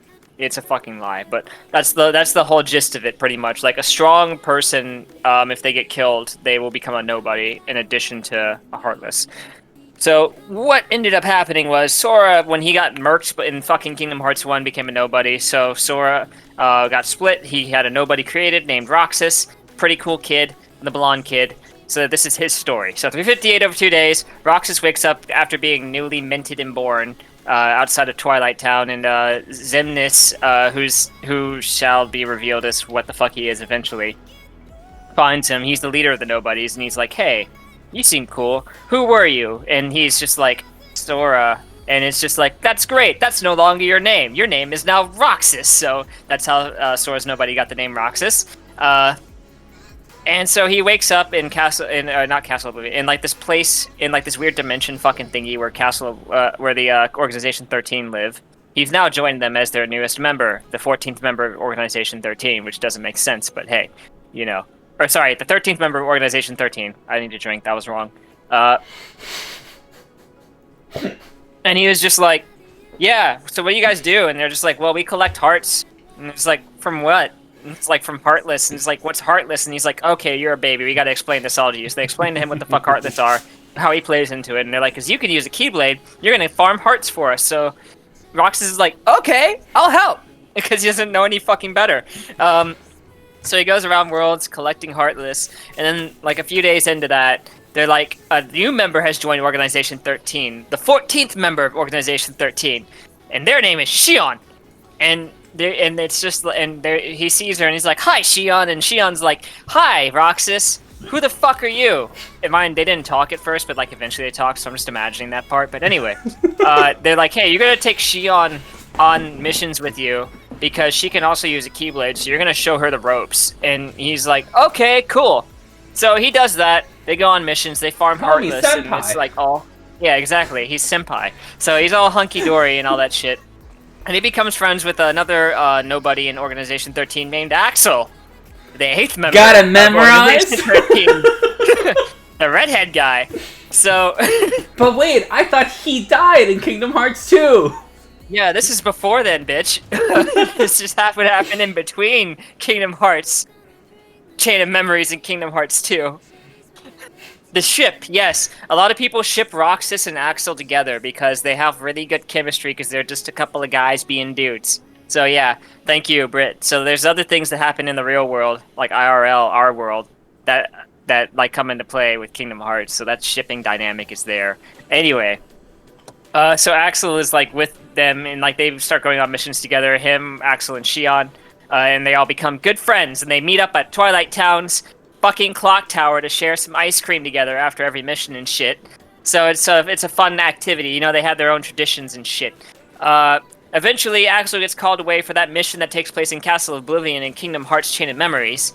So he's gone, and it's just Roxas and Shion doing their thing. And Shion loses the ability to summon her Keyblade for some fucking reason. Whoop-de-fucking-do. And so Roxas is like, "Hey, you can use mine while you try and remember how to fucking summon it." And so that's a thing. You can fucking lend out your Keyblade, even though in every previous game before that, whenever someone else tries to pick it up, it just appears back in the wielder's hand. But I'm not going to talk about why they broke canon. It's not my job. It's actually not breaking canon. It's fucking weird, but we'll get to it eventually. We'll get to it. Don't worry. So a lot happened. Please understand. Kingdom Hearts Chain of Memories after that. Basically, the Castle Oblivion incident happened, so a lot of Organization 13 members are now dead. So that's a thing. So they all come back, or like Axel comes back from Castle Oblivion, and Roxas is like, "What happened? What happened to all these people I knew? They're just not here anymore." And he's like, "Yeah, they all died." He doesn't mention the fact that he killed them, but he's just like, "Yeah, they all died." They go through farming more hearts. Fucking what was it? Mid to late game, Roxas becomes disillusioned with the organization's goal because he's like, "What the fuck is Kingdom Hearts going to do for us?" And Xemnas is like, "It's going to make us real people," and like that really ominous deep voice that he can do. And Roxas is like, "But I am real. What are you talking about?" And Shion suddenly becomes like weird and like distant and is just like trying to stay away from me. He's like, "I thought we were friends. What the fuck?" And so she tries to escape or some shit. And Riku's there. And they try and like capture her and like bring her back, and he's just like, "Ah, fuck." It's like, "Why are you capturing Shion?" And Riku, like Roxas run into Riku, and he's like, "Why are you trying to take Shion from me?" And he's just like, "Because like she's like keeping Sora's memories locked up in her, so that way he can't fully become whole from when his memories are getting compiled after Chain of Memories." So that's a whole thing. So Shion is effectively blocking Sora from fully recovering. And that's why she yeah. could use Roxas's Keyblade, which is actually Sora's Keyblade. Uh-huh. Oh, you fuck. just poked my eye. I'm so sorry. It's okay. This is so fucking confusing. I was gonna hate 350. I hate 358 over 2 days because it's of just gonna how get more fucking confusing it. too.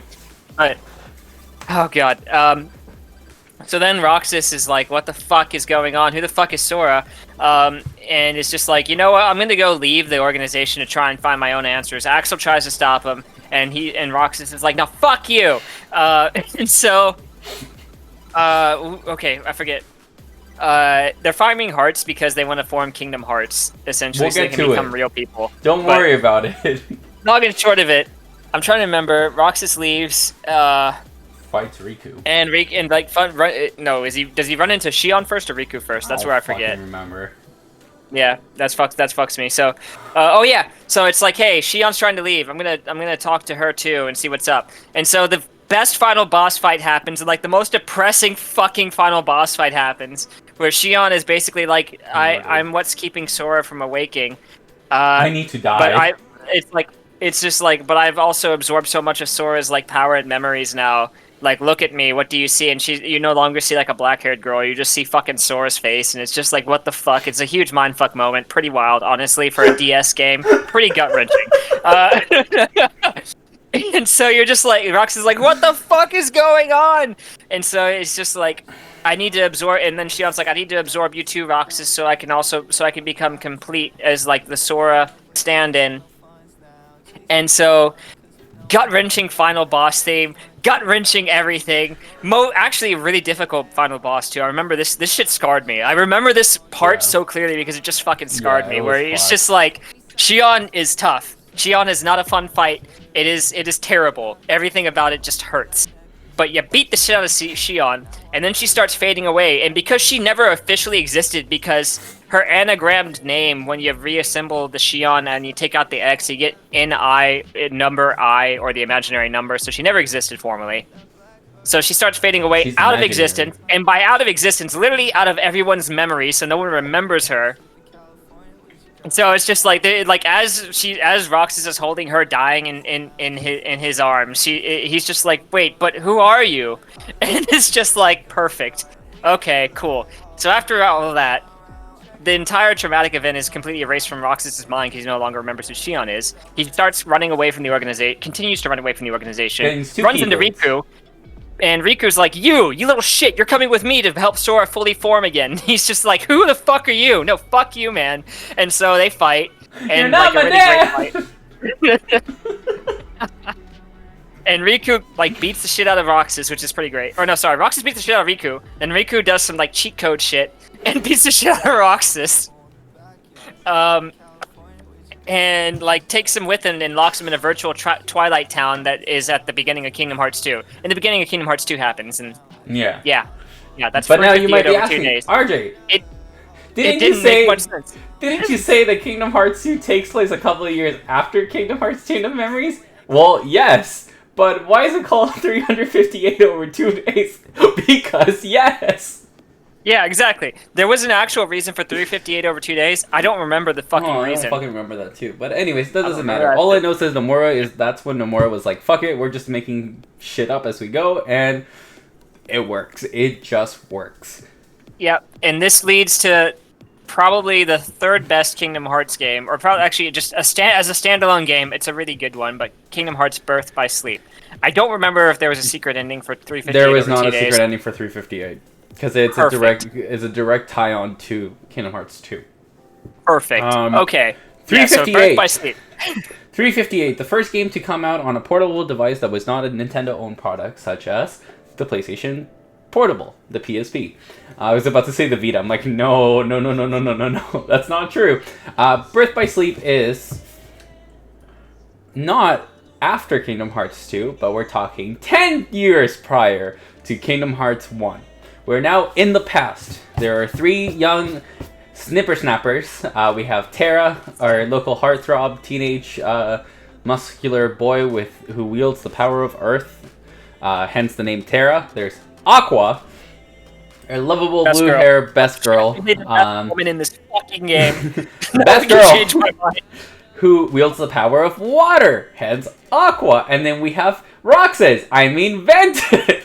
Ventus, who looks And exactly everyone like who starts playing Birth by Sleep goes, oh, I'm gonna play as Roxas. And they're like, Ventus. And you're like, who the fuck is Ventus? This is Roxas. That's actually my reaction when I first played Birth by Sleep. Ventus has the power of, you guessed it, fire. I'm kidding, it's water. I mean, it's air. It's air. It's air. So Birth by Sleep basically takes it's the same storyline, but in 3 different paths. Each path follows the path of each character protagonist that I mentioned. There's Terra, Aqua, and Ventus. All you need to know is they're all Keyblade apprentices to Ericus, like Keyblade Master douchebag of the year, and not a great father figure unless you're Aqua, because he's a daddy's girl. He likes his best princess. Again, Aqua's best girl. Can't go wrong. And then there's Xehanort. Oh boy, Xehanort. What can we say about Xehanort that hasn't already been said because we haven't said anything? Exactly. About Xehanort. Xehanort is literally the man who just fucking goes, bleh. You look at him and you're like, that's the fucking bad guy. Voiced by the late Leonard Nimoy too. Yes, you're right. He was voiced by Spock. That is correct. If you don't know who Leonard Nimoy was, he was Spock. The voice the he OG played Spock. Spock The in OG Spock. Star Trek. Yes. Fun fact: his son. I forgot his son's name, but something. Spock Something Jr. Nimoy. Huh? Nimroy? Something Nimoy. I think it's Nimroy. Nimoy. Something like that. Anywho, in the Steven Spielberg or J.J. Abrams, one of the two's, like revamp of Star Trek, J.J. Abrams. His son is actually the one that plays Spock, and then they actually got Spock right before he died, like Leonard. They got him to play as the OG Spock, and then talk about like blah blah blah. Anyways, Spock is like a mixed race icon of sci-fi. Who cares, really? Whatever. Anywho, back to Birth by Sleep. All you need to know is they all do the Keyblade Master exam. Everyone but Aqua passes. Terra's too young to pass. He's not tall enough. Everybody but Terra. Literally. You gotta drink. You gotta drink. Fuck you. Terra fails the exam. Everyone else passes. I meant everyone but Aqua. Hold on. I meant everyone but fucking Aqua. God damn it. Ventus is too tall to ride the roller coaster.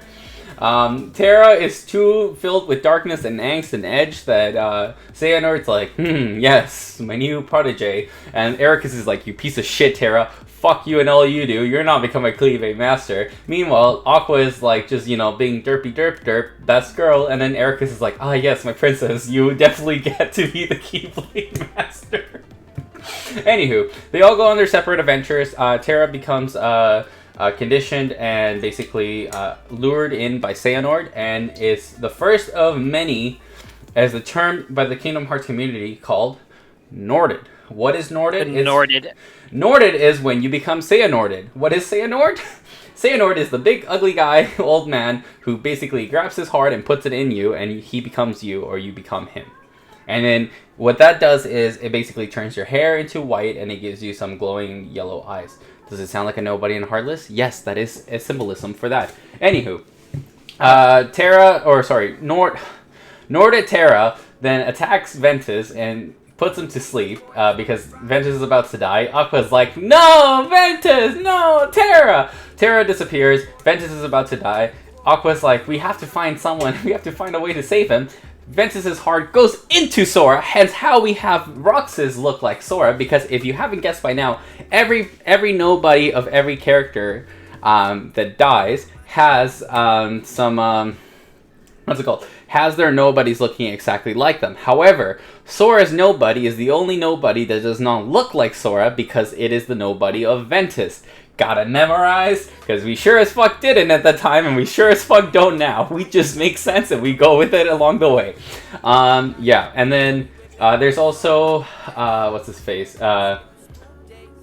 Vindicus? No, it's not Vindicus. Vanitas! Vanitas! The secret boss Vanitas! Who is actually fucking Sora lookalike. You thought the whole Shion thing was fucking weird? Wait till you see Vanitas! Vanitas just looks like Sora. It's just dark Sora, and it doesn't make any fucking sense. But who's Vanitas, you might ask? Well, it's Ventus's brother. Yeah. What Well, it's else? technically Ventus himself because he was split in two, which Yeah, is that's where true. it gets weirder. Yeah. Anyway. Anywho, oh, I forgot. So while they're all on their paths and finding people, each one of them finds they one along them the key master exam trial passage pillars, whatever the fuck you want to call it. They all have to find their new heir, or like someone to pass on the Keyblade powers to. Terra finds Riku and gives him the power to wield the key. Ventus gives it to Sora. No, sorry. Aqua gives it to Kairi, but then blocks her memories But because of. So nobody gives it to Sora. Yeah, no. Kairi, yeah, so Terra finds Riku and then gives Riku the power to use the Keyblade. Hence why Xehanort went for Riku and why Riku became all of darkness and everything. See? It makes sense. Aqua gives it to Kairi. However, Kairi has a traumatic event, so Aqua like memory wipes, like Men in Black style, Kairi's memories, and she becomes the useless, aloof girl that we all know and sort of love. At least not as much as Sora does. Sora doesn't get anyone. Now you might be asking, but how does the main protagonist of the game have all his powers and everything? Well, you see, it's by proxy because Ventus grabbed his went to sleep inside inside Sora's body, but Ventus never chose an heir, so indirectly by putting his heart in Sora's body, chose his next heir. Yeah.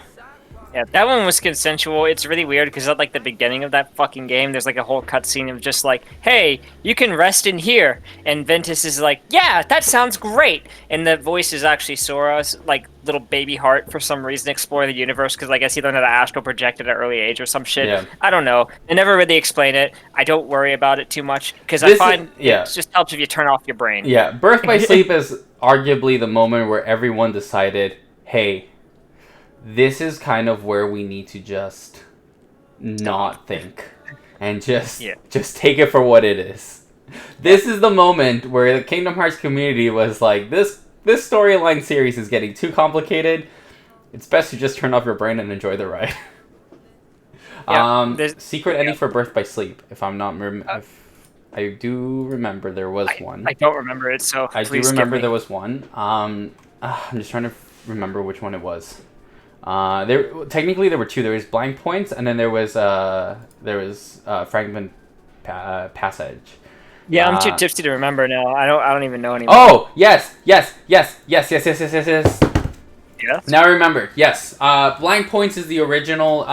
Blank Points is the OG. One where it basically sets up the story for Dream Drop Distance, if I'm not mistaken. Aqua then starts to go looking for what's it called? Aqua looks for Terra to find him back and bring him back to the light, and finds Ansem, the real Ansem, not that guy Ansem, but the actual Ansem, using a cloak of darkness in the realm of darkness. That also kind of leads, and then they also add in the whole Roxas, Axel, and Shion and sitting in the clock tower together eating ice cream, blah blah blah, and also the whole. That's when you find out that Ventus' heart went inside Sora's body. That's Blank Points. So basically kind of giving you a, hey, this happened in the past, now these are the key points of how this fits into the storyline. Fragmentary Passage is from Birth by Sleep Final Mix, which is like the one that later comes out. Aqua is playable, and then you fight, you're in the realm of darkness, and then you start fighting for, and then you fight some Heartless, and then you're also now wielding, because Aqua's Keyblade broke, she now wields Erica's Keyblade. Yep. In the realm of darkness. This will become relevant in about 2 games. Yep. And now we're on to Recoded. I fucking hate this game. So Recoded was... So... For real life history, so Recoded originally was released as a phone game for Japanese mobile on the .moco fucking system or whatever the fuck it was with it. They have a really advanced phone infrastructure system there. I will give them credit for that. So they had the whole in-app purchases, downloadable games, all that shit. They had it on lock. So this was a phone game. A fucking phone game was plot relevant in the Kingdom Hearts series. Basically, this is the first time it happens, but it's not the last time it happens, which is the worst part. Recoded is what also made everyone realize, hey, the main story isn't 1 and 2, but every fucking installment that comes out for Kingdom Hearts is very integral to the plot of the game. I hate Recoded so fucking much. Me too. Just because it's... Remember, it's a phone game that was ported into the PlayStation 4. Oh no, not even PlayStation 4, just to the DS. It was originally ported to the fucking DS. Yeah, you're right, it was ported to the DS. God damn it. I've played this one, but I just... Now, you might be thinking, Recoded, that sounds very familiar. It's because Recoded is essentially a carbon copy of Chain of Memories. But it's not. But it is. So picture this. It's 2006. It's the end of Kingdom Hearts 2, and you've just beaten it. And you see this fucking letter, and like this ending cutscene is at this random beach, and like Riku and Sora are there, and this letter floats up. And they read the letter, and it's got some important information in it. And you're like, okay, cool. This game is how they got that fucking letter, and that's it. That's literally the only point of this fucking game. I swear to God. Anyway. Yeah, let's skip it. You wanna... No. Well, I'll give him a courtesy do-over of it. So basically, King Mickey and Chip and Dale, because it's just them, are in their fucking castle after being rescued after the events of Kingdom Hearts 2. They're sitting there like, hey, some new information has become relevant, and we gotta decode Jiminy's journal from Kingdom Hearts 1, because Jiminy Cricket accompanied Sora in Kingdom Hearts 1, and kept a log of all their activities and shit.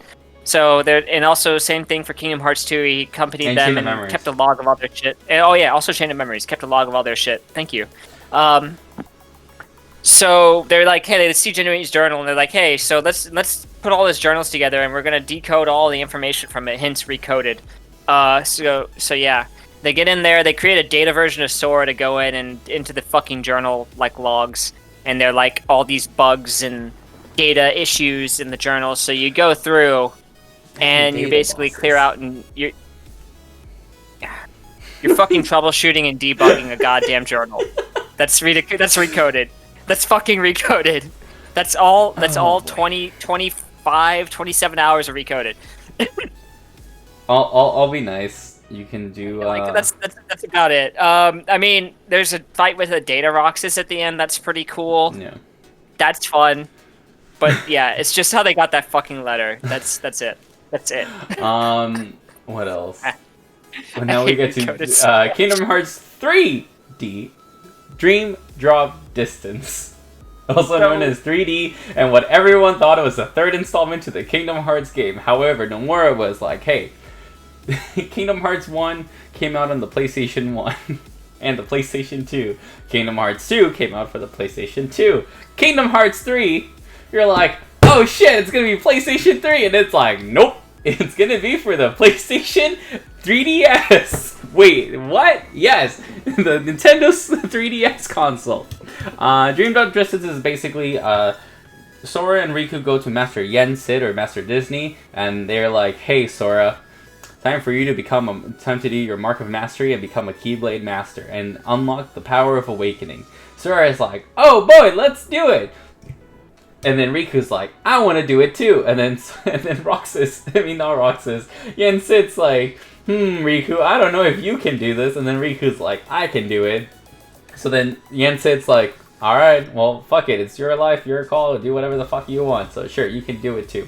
So the both of them go into a world called the Dream World, where they basically try to go with death and try to unlock the power of awakening for Sora. Just as Sora is going into the Dream World, Riku notices that the Organization 13 is trying to cockblock Sora and try to poach him and become the 13th member of of Organization 13.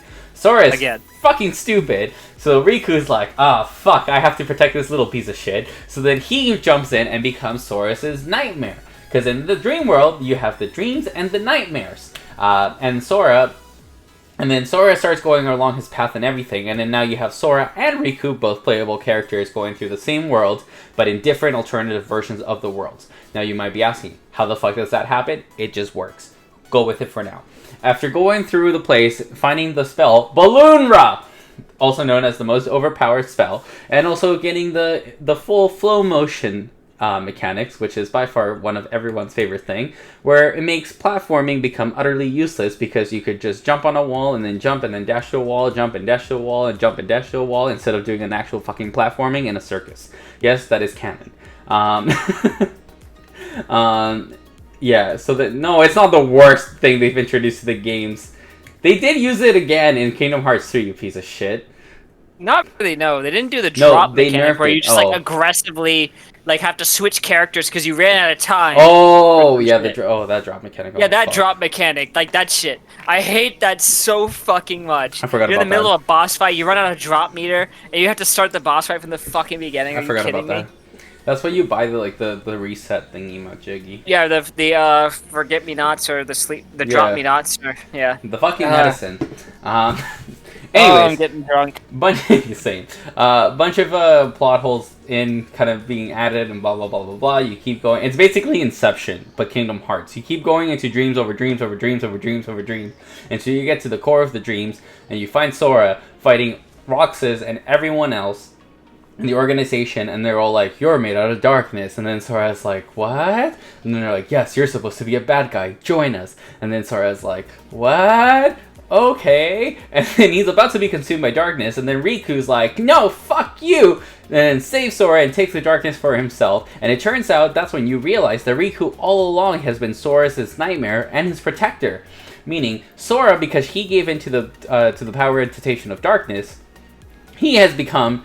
or he has failed the mastery exam and has not become a Keyblade Master. However, because Riku was following the path of dawn and uses the power of darkness to forge his path and become a guardian of light, while using darkness to fight, he passes the exam because he put his friends first over his own life. That's what Yen Sid said. Anywho, they will both wake up, and then Sora's like, "Yeah, I'm a Keyblade Master, I passed!" And Yensid's like, "No, you little shit, you didn't pass. Riku passed." And then Sora's like, "But Riku didn't join me." And then he's like, "No, but Riku was picking up and making sure that you didn't fuck up the entire time, and he was keeping your ass safe." And then Riku's like, "Who, me?" And then Yensid's like, "Congratulations, Riku, you are now a Keyblade Master." Now we have three Keyblade Masters. We have Mickey, Aqua, and Riku. I forgot the other part. Oh, yeah, I forgot. Secret ending. Oh, right. Secret ending. Secret ending. God. This is the moment where they're all like, okay, so we now have Riku as a Keyblade wielder, Roxas, and Mickey. That's 3, but we need 7 to fight. And then that's when Mickey is like, oh shit, I forgot about Aqua, Terra, and Ventus. Then from the fucking struggle and suffer for 10 years. Hold on. I forgot one thing. Roll back to Birth by Sleep. Aqua meets up with Mickey because Mickey at that point wasn't a Keyblade Master either. He was still an apprentice to Master Yen Sid. So Mickey's and Aqua are friends, and then Aqua's like, "Hey, Terra's been Norded. I need to go save him. I'm gonna go into the realm of darkness." And Mickey's like, "Oh no!" He's like, "All right, I'll come with you." Though, because we didn't know the game, you missed that part of the game. I did miss that part of the game. You gotta drink. Oh fuck me. And then Aqua's like, "I'm gonna go into the realm of darkness and find Terra." And Mickey's like, "Sure, I'll come and find you," which is why in Kingdom Hearts 1 and Kingdom Hearts 2, Mickey goes back into the realm of darkness. Now, you might be asking yourself, why the fuck when we told him this information? Is because fucking Mickey, the dumbass piece of shit, forgot about it as he went into the realm of darkness. He forgot the moment why he went in there, got preoccupied with Sora and Riku, became friends with Riku, and just forgot about Aqua because Aqua's best girl, but she is forgotten about.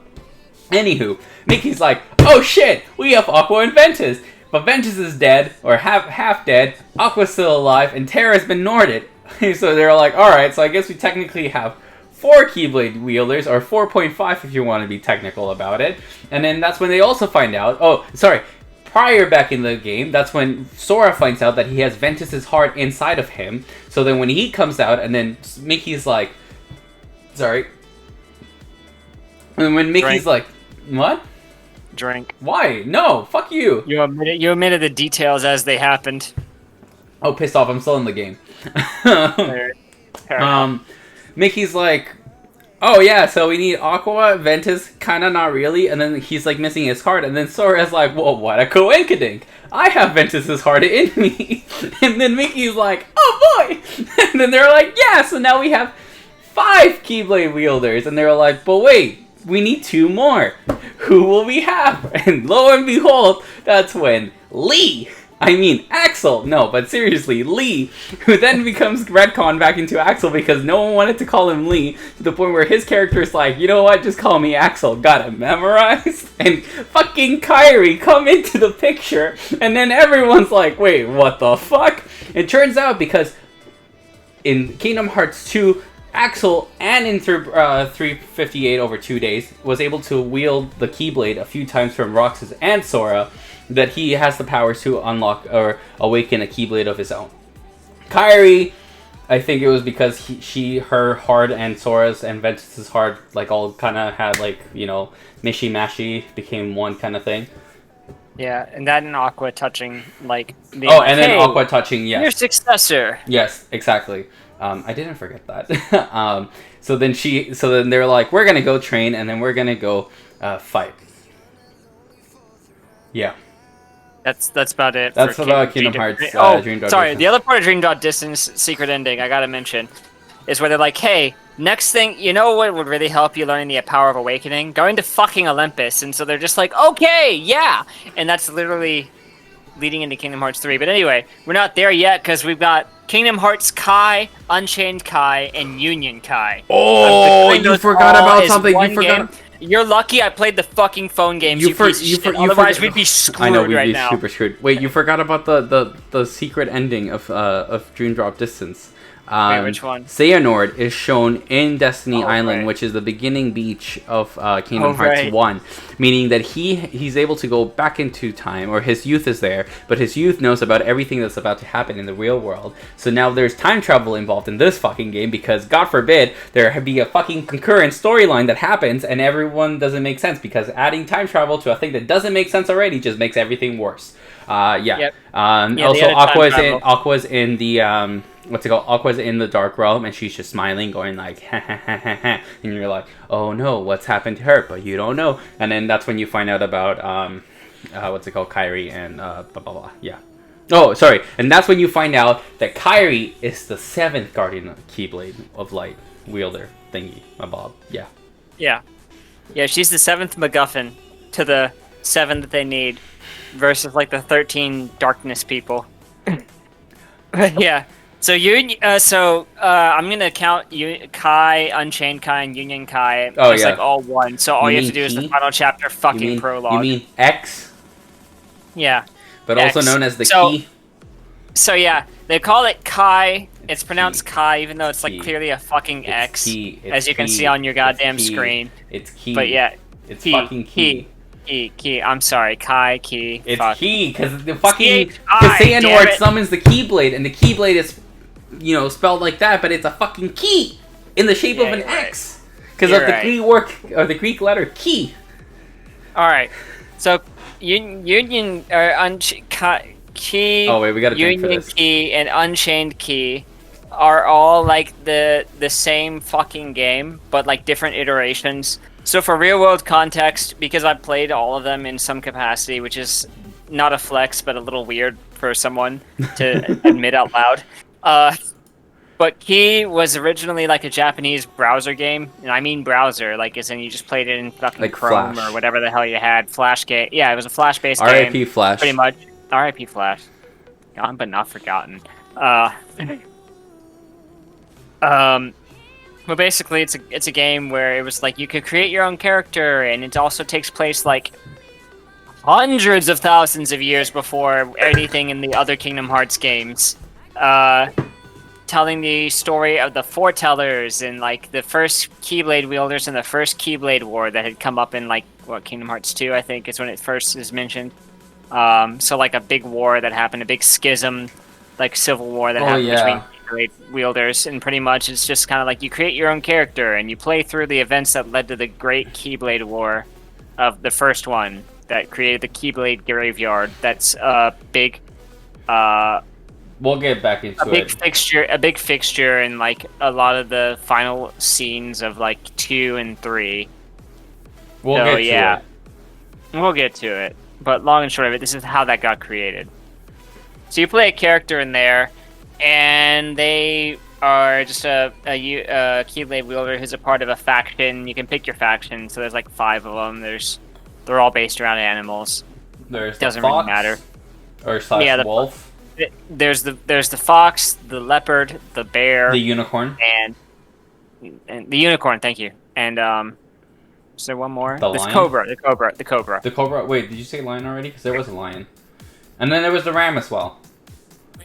Excuse me. There was a ram, and then there was a lion as well. I'm getting. Oh fuck! The drink got me moving slow. All right, let's do it. This is that drunk gaming history content. This is where it starts. For. This is where the fun Oh, begins. Now this is pod racing. All right. Oh man, that hit. Yeah, oh god, it's starting to hit me too. Oh. You're almost there. Okay. So Kai is a create your own character. So your character goes through.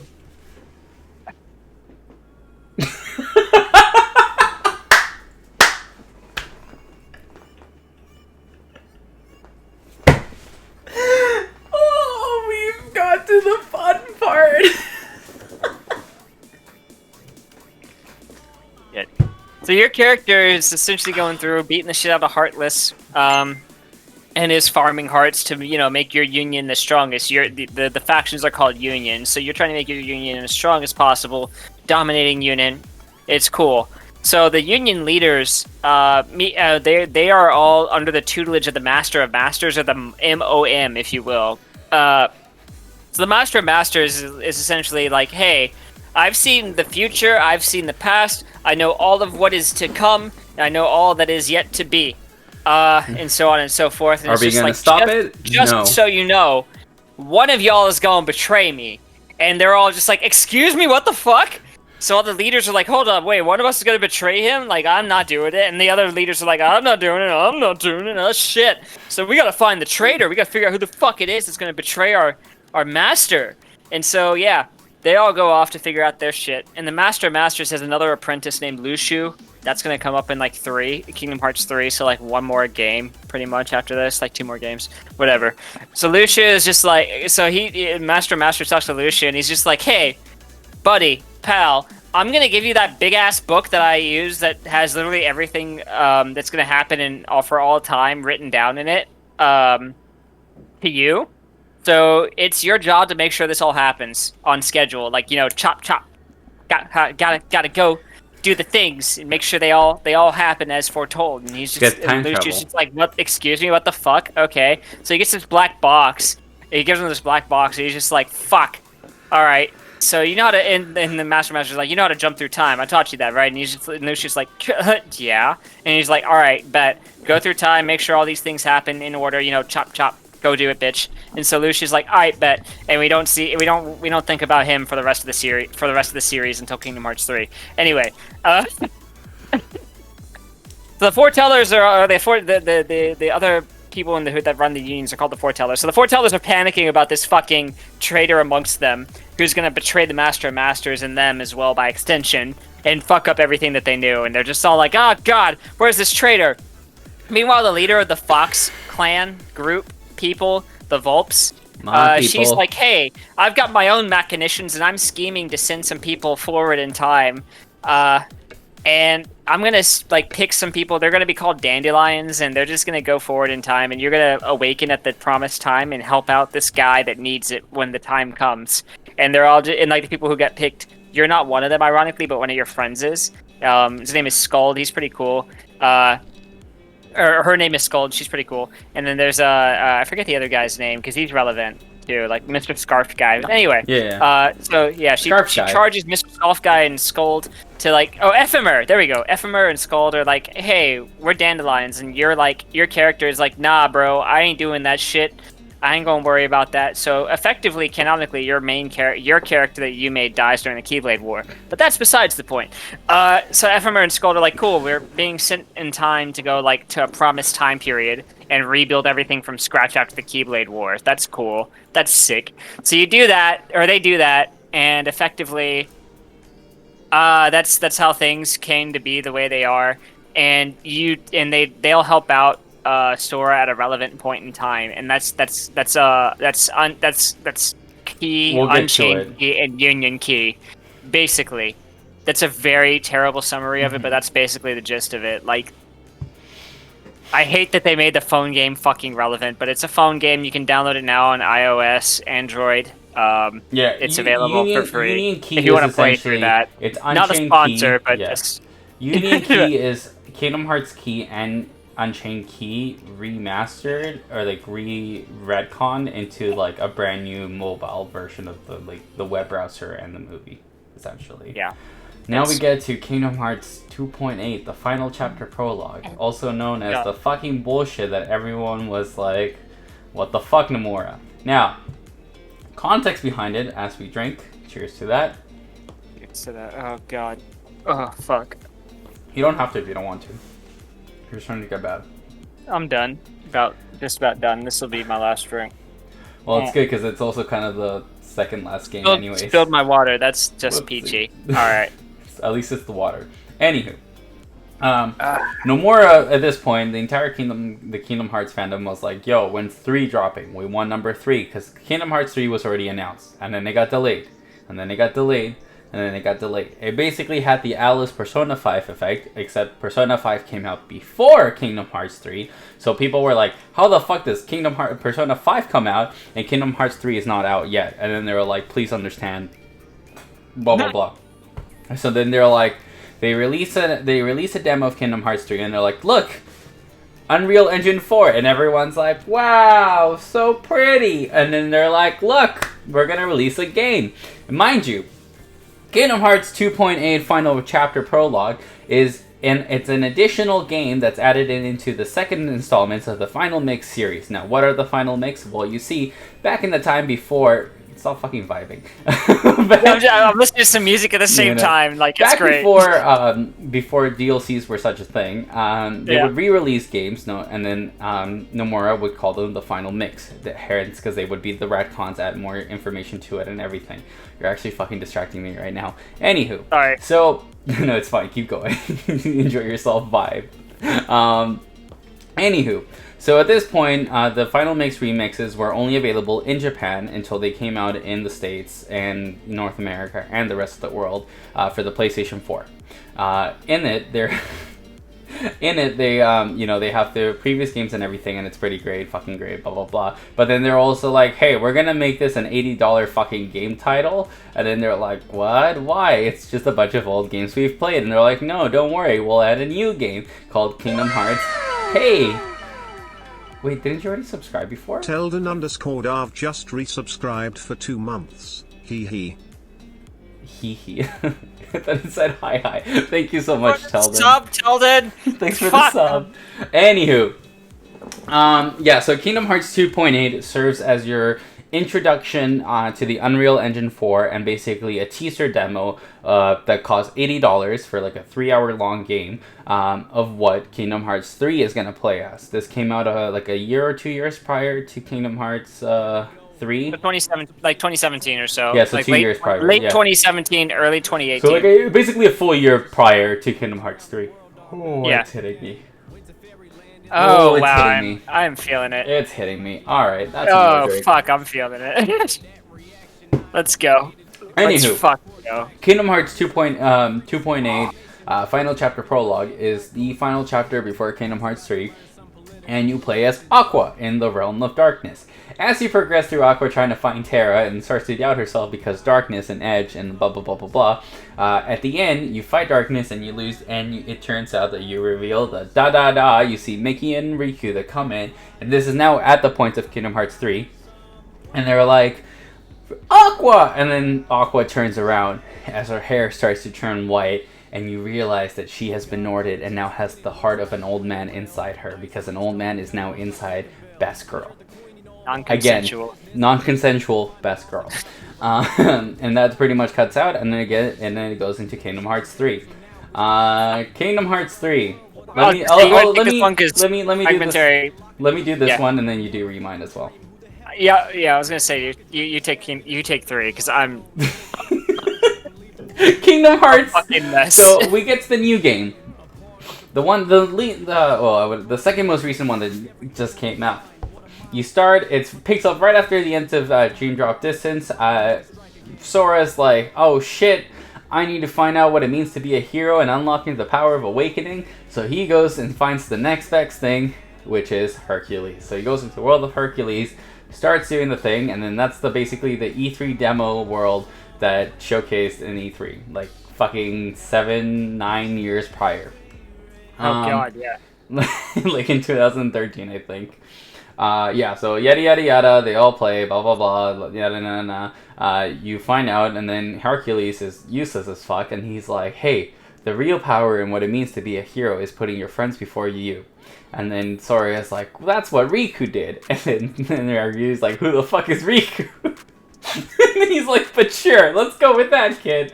So Sora leaves, and then they're all going, and then they're just like, hey, you know what? Let's go find out where we need to go. Where do we have to go? Oh shit, I don't know. Where am I supposed to go? And then they start freaking out about it. Anywho, fast forward, you have, what's it called? Yep. It gets to the point where they're like, hey, Sora remembers something that Goofy remembers something that Master Yensid said, and was like, hey, remember, just follow your heart. Your heart is the guide to your path, or some bullshit like that. Your heart be your guiding path! Yes! I'm gonna drink to that.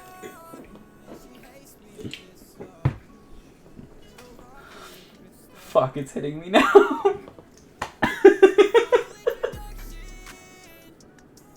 Anywho, so we get Anywho, so they're all like in their gummy ship. Oh, I forgot to mention, that's the thing in Kingdom Hearts 1 and 2 and 3 now, is that there's gummy ships. Gummy ships are the little tiny blocks, like little preschool blocks that you can build to make your own ship that goes zoom in space, and you shoot things. It looks like toys. Basically, it's like a fucking space dogfight mechanic thing that actually works really well, and I really like it. And so there's a lot of people. Anywho, so you see them go into hyperspace or hyperdrive, and they go whoosh, and then it hits Kingdom Hearts 2.9. It's the credit title. What? And I remember, and that's when everyone, literally everyone's like, Nomura, you fucking piece of shit. And then it turns into Kingdom Hearts 3, and that's the story of Kingdom Hearts 3. Now, Kingdom Hearts 3 has a couple, it's essentially supposed to be the game that is supposed to wrap up all the other games in the past, but it doesn't do that because it's a fucking piece of shit, and it just adds more questions to the plot, and then now there's another fucking character. Oh fuck. Another character. I know, right? There's I another... know, right? Oh, like having I a drink feel for it. every fucking game. I feel it. Anywho. Oh, fuck. Okay. Nope, not drunk yet. Okay. I'm trying to remember. Anywho, they go out and they split into groups. Sora is supposed to find out his, trying to awaken his power of awakening. Riku and Miki go to find Aqua, who has been Norded, hence the plot of 2.8, which they end up finding her near the end. Sora doesn't find the power of awakening because he's a dumb shit who doesn't understand anything because he's a dumbass. Kairi and Lee, but now has told Kairi to call him Axel because got it memorized. They're training in like this like pseudo world, trying to become Keyblade Masters and or not Keyblade Masters, but basically train the way of the Keyblade to fight for the upcoming battle against 13 Xehanorts, Darkness, and the 7 Guardians of Light. Blah blah blah blah blah. They all meet up. They all fail tremendously. Kairi gets away. It turns into fucking Avengers, Kingdom Hearts Endgame. Sora dies. Riku now has a new key which looks like a modern car key, and then he just does his pose where he's like, I have the power of God and anime on my side. and then fucking gets taken. Kairi gets taken. Sora's fucking heart's broken. Riku's like, bitch, wake the fuck up. Your friend is still alive. You can feel it in your heart. Make your heart be the guiding key to your path. Blah, blah, blah, blah, blah. Anywho. Fuck, this is a lot. This is confusing. I also just played this game recently, so I don't know how I forget. I don't know this fucking thing. We've been drinking for like 2 hours now. Oh my god, I'm a fucking mess. Don't say that, because I'm gonna be a mess too. Anywho. Yeah, so they all get taken in. Sora wakes up, he's transparent. He meets a little thing called Chatley? No. Chirithy. Chirithy! That's the name! Chirithy! Who's friends with Ventus, but Ventus doesn't remember him. Chirithy has anxiety because he thinks his friend doesn't remember him, but actually Ventus does remember him because Ventus is still inside of Sora. No, Ventus is outside of Sora now. Anywho, yada yada yada. Chirithy's like, you need to find yourself, and you can go back because technically you're dead, but you can still come out because your heart is strong. And then Sora's like, okay, cool, got it, I'm gonna leave. And then Chirithy's like, but wait, remember, if you die next time, you're gonna die for realsies. And then Sora's like, okay, cool, whatever, I'll be back. And then Chirithy's like, no, wait. And then Sora's like, peace, and then goes like, disappears, goes back into the real world. Basically does a little bit. Sora learns the power of time travel, goes back in time, makes sure he protects everyone, and now they're all fighting everyone. Now every group is fighting a form of the 13 Lords of Darkness. I mean, Organization 13. I mean, the Guardians of... I don't fucking know. Anywho, the 13 bad guys. Solid. Oh, fuck, okay. They all start fighting. Mickey gets caught. He becomes a card. They fight the man. They... I'm trying here, okay? I'm trying to remember. You're doing great. You're doing great, sweetie. Keep at it. You're doing great, sweetie. So, no. Oh, I fucked up. Sora meets up with Riku. Riku's fighting a bunch of people, and he's fighting Replica Riku. Beats Replica Riku. Replica Riku and Riku have this heart-to-heart moment when they're like, what about Namine? And then they're like, at this point, they're trying to grab some replicas, because replica buddies are like, they're kind of like husks for nobodies to be in there so they can exist, meanwhile, like, their real-life version still exists. And then, now, remember how I said 8 games ago, like, that Replica Riku would come back after thinking about what it means to exist? That's the point. He's thought about it, and this is it now. Because he's been alongside Riku for all of the yeah, and then Riku's like, hey, we have an extra replica body. Do you want it? And then Replica Riku's like, nah, man, you need to save Namine, because Namine is my love, and I would fuck her if I could, but I'm gonna be dead, and you need to make sure that you're there for her because she's gonna be in love with you. And Riku's like, wait, what? And then Replica Riku's like, peace. And goes back to the past to become the bad guy of Chain of Memories and Kingdom Hearts 1. Yeah, mind you, the reason why the 13 Lords of Darkness, now you're probably wondering, is like, how are they fighting the 13th Organization 13 if they're all already dead? Because everyone was killed, like, earlier, like, games ago. Well, you see, Xehanort has the power of time travel because fuck this game, and fuck this series, and then has grabbed people from all over points of time to bring him in, such as young Xehanort, Big Xehanort, and Old Man Xehanort, and all the Nordic people. Yeah, so Sora fights with, teams up with Riku, they win. Sora teams up with Mickey. Mickey gets captured into a car. Sora wins everything because fuck all, he's the main protagonist. Saves Mickey. Mickey and Sora do this powerful, bouncy balloon world look-alike kind of action move, which is pretty fucking cool. And then for people that play Dream Drop Distance, you're like, Balloonra! And then you just kind of go along with yourself. Then you get to the real fun part where you team up with Kairi and Axel, but no longer known as Lee, but is actually Lee, who's not Axel, got it memorized. They fight. Malusha beats the living shit out of Axel, breaks his key. Xehanort comes in, or Venus comes in. It was Venus. Venus comes in, and he's like, Axel's like, you're a fucking traitor. And then Axel's like, got it memorized. And then he's like, how are you gonna fight me with your little flame key, little thingy Bob, and then he's like, this is a real life Keyblade, and then Venus goes in, grabs it, and he's like, no, it's not, crushes it. So Axel's now destroyed, he can't fight, so he's like, oh no, we're down one Key Guardian of Light, so how are we going to be able to continue the fight? And then comes in Roxas, just in a replica body with with Oblivion and Oathkeeper, just like, and he's like, sup bitches, and then they're like, who's the third person they're fighting over there? And it turns out to be Shion, and then Axel's like, who the fuck are you? And then Roxy's like, who the fuck are you? And then Sora's like, Shion? And then everyone's like, how the fuck do you know that? All the players like, Shion? And then they're like, we need to fight, because we need to win, because we need to get something that belongs to us. And then they're like, and then Sora's like, alright, cool, you guys do what you want to do. So then you start fighting, you fight with Roxas, you both team up, you beat the living shit out of Malusha and like every other fucking person there, and then you see Malusha's like, alright, deal's a deal, I'll give you something with you. You see a little key, like this like transparent glass key thingy, and it shatters, and it goes into Sora, and it goes into Shion, and it goes into Axel, and it goes into Roxas, and they all look at each other, they're like, Shion, Axel, Roxas, hugs, kisses, and then they're like, the thing that we were fighting for all along were our memories and our friendship, and they're like, yeah! And then you're just crying there, you're like, my heart, this is fucking, it's like the feels! And then you move on, and you get to the third person, now you're fighting fucking, it's Aqua, and Ventus, and Sora fighting against Nord-Terra. Nord-Terra's like, they're like, Aqua's like, give me back my boyfriend, I mean Terra. Ventus is like, give me back my dad, I mean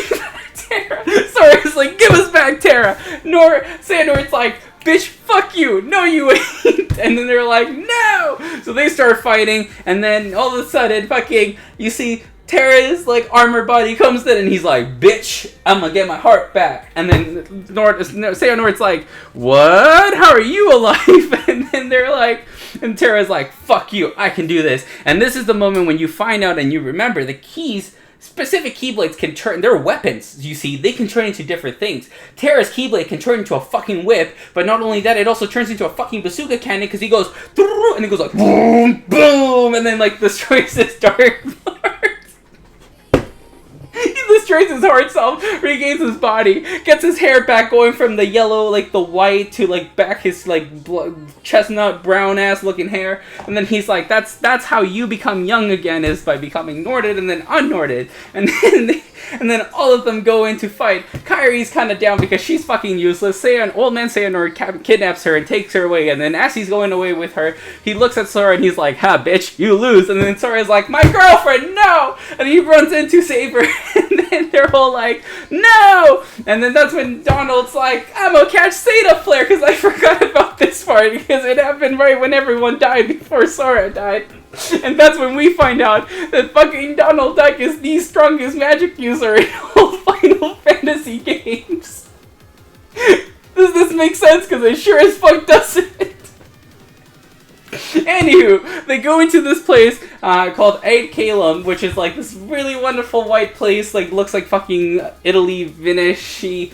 I don't fucking know. It's like, but it's empty, and then you see a bunch of like a ram-looking ass motherfucker just floating around, and you're like, oh no, I gotta fight them. So you start fighting them. Turns out it's Xehanort and all 13 versions of Xehanort. It's a fucking piece of shit. That fucking fight was it was fucking bullshit. Fuck that fight. Anywho. You're fighting, you're doing everything. I agree. You're doing everything. And then next thing you know, now you're fighting underwater. Oh, I forgot to mention, in the first Kingdom Hearts game and the second Kingdom Hearts game, there's a fucking, like, Little Mermaid level that everyone hates. And in Kingdom Hearts 3, they're like, hey, we're gonna give you Pirates of the Caribbean again, but this time we're gonna put it with an underwater level, which wasn't as bad. So you're like, you know what? I can deal with this. Anywho, yada yada yada, you do a Xehanort fight in the underwater, which wasn't so bad, but it fucking sucks. And then you get to the really moment key where you're just like, wow, this is pretty fucking cool. Mind you, this is already 4 hours in the end game. So many cutscenes in. 4 hours in the end. If you've watched my VOD, you would know that I was already at this point. I was like, let's just fucking end this game, please, because like this is already way too fucking long. I'm like 10 hours in. Oh fuck, I need to catch my breath.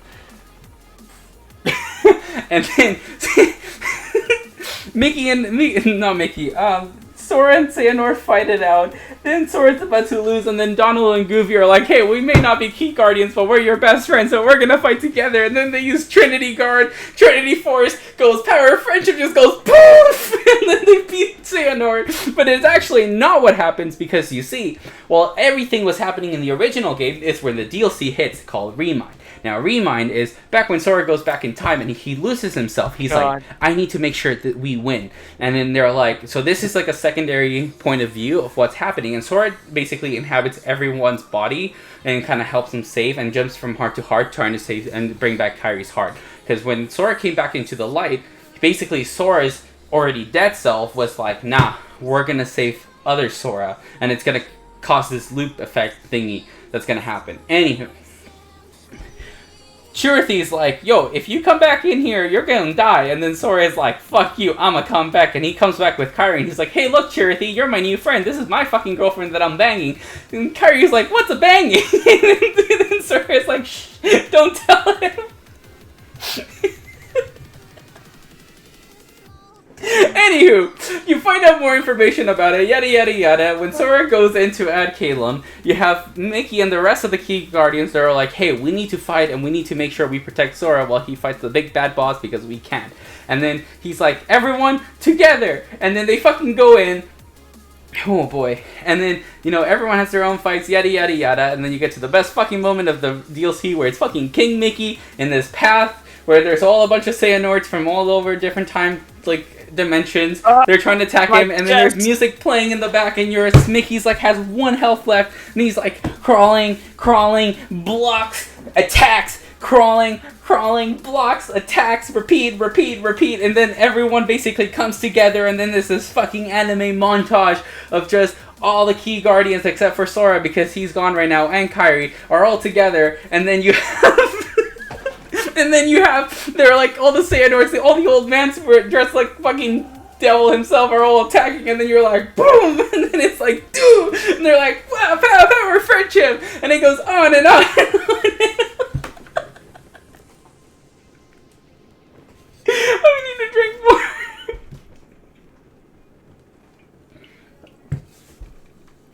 And then it's on and on and on and on and on. And then you get to the point where fucking Riku and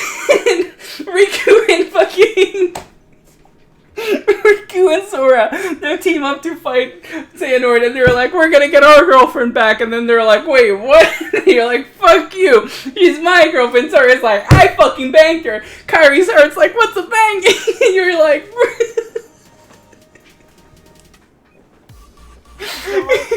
and then they fight, and then Xehanort summons the Keyblade, which is 2 fucking, like, Sora keys together with, like, a little whoosh thing, and then the fucking blade that goes in the middle, and then he summons Kingdom Hearts, and then covers it in darkness, and now it's called the Dark Kingdom Hearts, and then Sora's like, no, we can still fucking win this, and then you see Sora just does his little sweep, swap, choom, and then throws a little light to connect the keys, just how he does it in the first game to unlock the key worlds. Oh, fuck, I need a burp.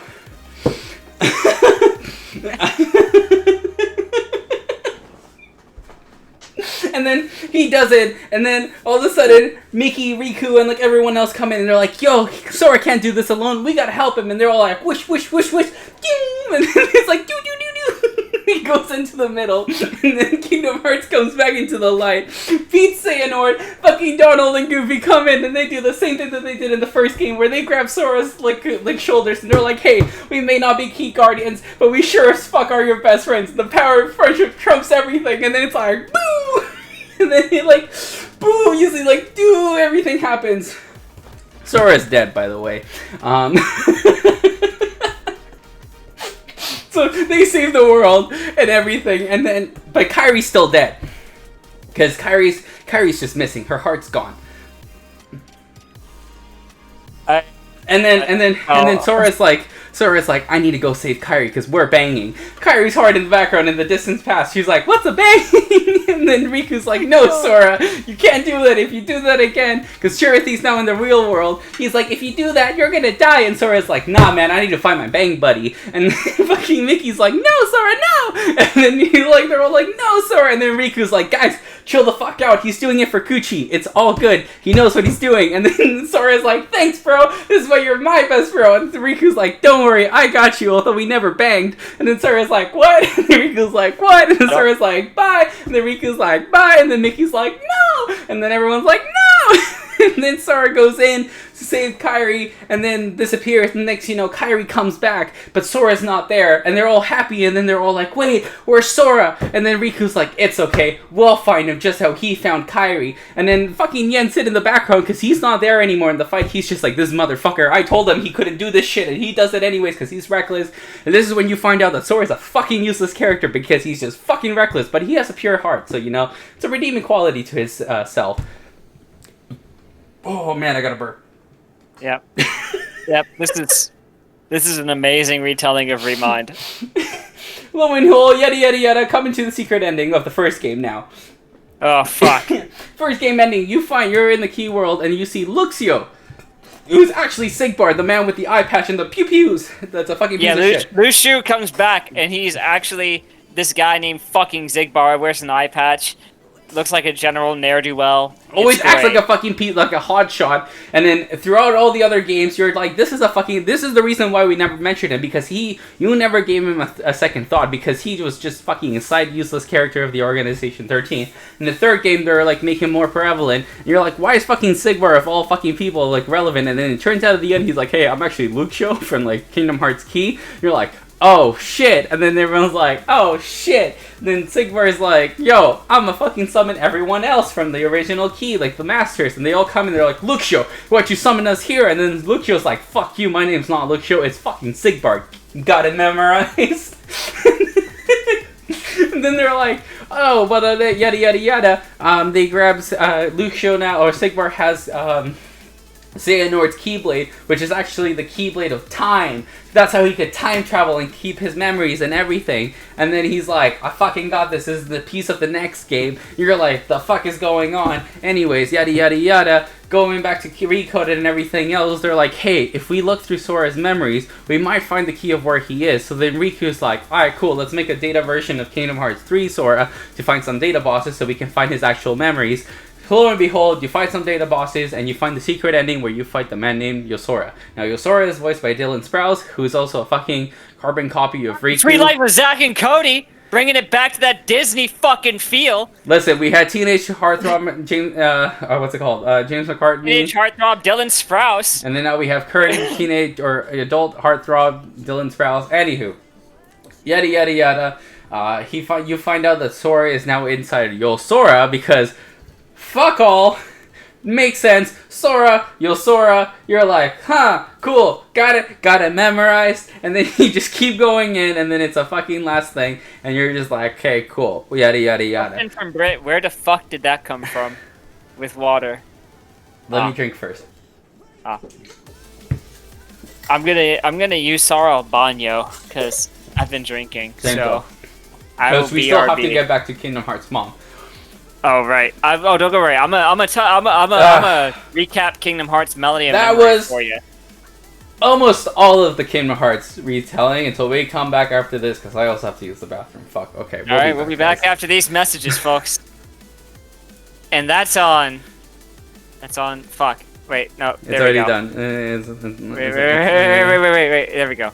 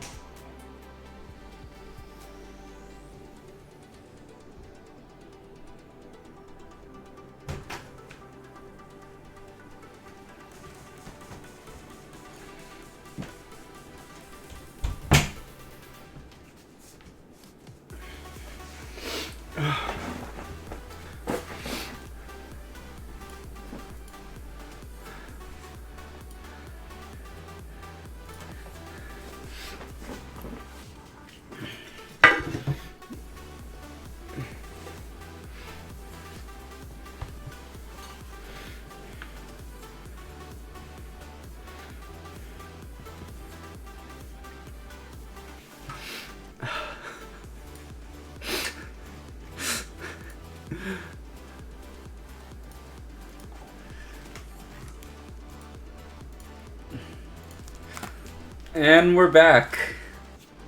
Holy shit. Oh, fuck, man.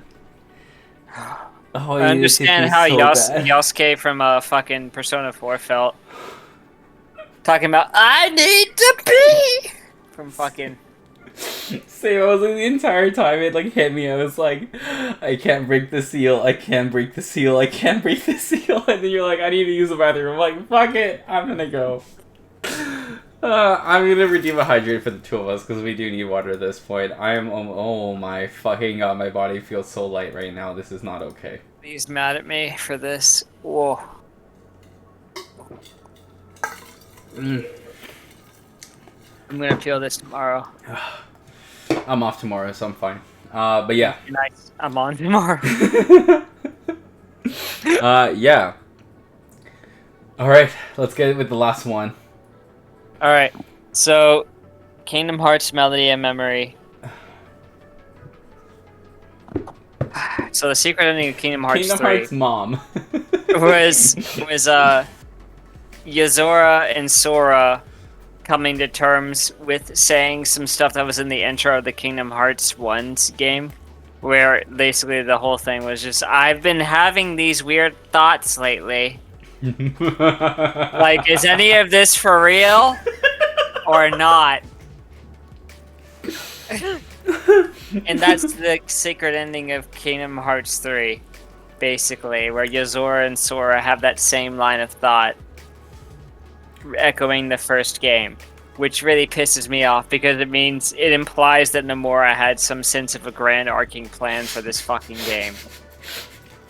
Anyway, so Kingdom Hearts Melody of Memory. When Riku in Kingdom Hearts 3 was like, alright, bet, I'm gonna create a data Sora from Kingdom Hearts 3 and fight all these bosses to discover his memories for where he may have gone, Kairi was like, I'm gonna choose another option. I will choose less violence. I'm going to submit to experimentation from former Organization 13 members who have become human again, and like essentially top leading Disney and Square Enix combination scientists in order to probe my memories so we can all find out where Sora has gone after freeing me from the shackles of death.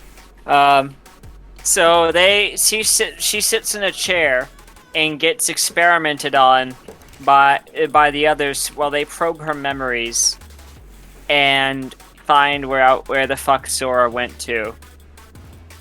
And it's great because when we're probing memories, so the shit would have effectively have happened in the past, so in theory, how the fuck would you know where he's going in the future? But secondly, it's a fucking rhythm game. It's a rhythm game. It's a goddamn rhythm game. I don't hate those, but just damn, talk about a genre shift. So anyway, you go through Melody of Memories, doing what they do so well in fucking Kingdom Hearts, which is retreading past Disney worlds that you've visited. And solving their problems all over again like it's brand fucking new. You get some water. Excuse me, that just irritates me. I wanted to make sure y'all heard that slurp on stream. Anyway. Glug, glug, glug. Glug, glug, glug. So, let's go ahead and skip right towards the end of the fucking game. Kairi has come across her memories of Xehanort and fighting him, and it's a really tough fight, but you know, she powers through with the power of friendship and love on her side. And they find out, essentially, that Sora has been transported to a world called Quadratum. And that is quad as in 4, so it's very on the fucking nose, because Nomura's just that piece of shit. So their next objective is to free Sora from the world of Quadratum. That's Melody of Memory. Everything else could probably be skipped in there. That's the gist of it. You're welcome. I saved y'all like $80. 12 to 14. Actually, yeah, I saved y'all like $60. $80. You're welcome.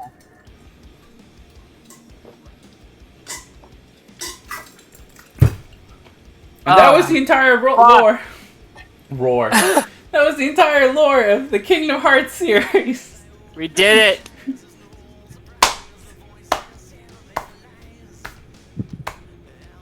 Wow! 2 hours and 30 minutes? Are you fucking kidding me? Oh my god! Technically, it took 2 whole hours to retell the fucking story. Oh, I'm so fucked. Oh my god. Oh, my stomach. Oh, my head. Yeah.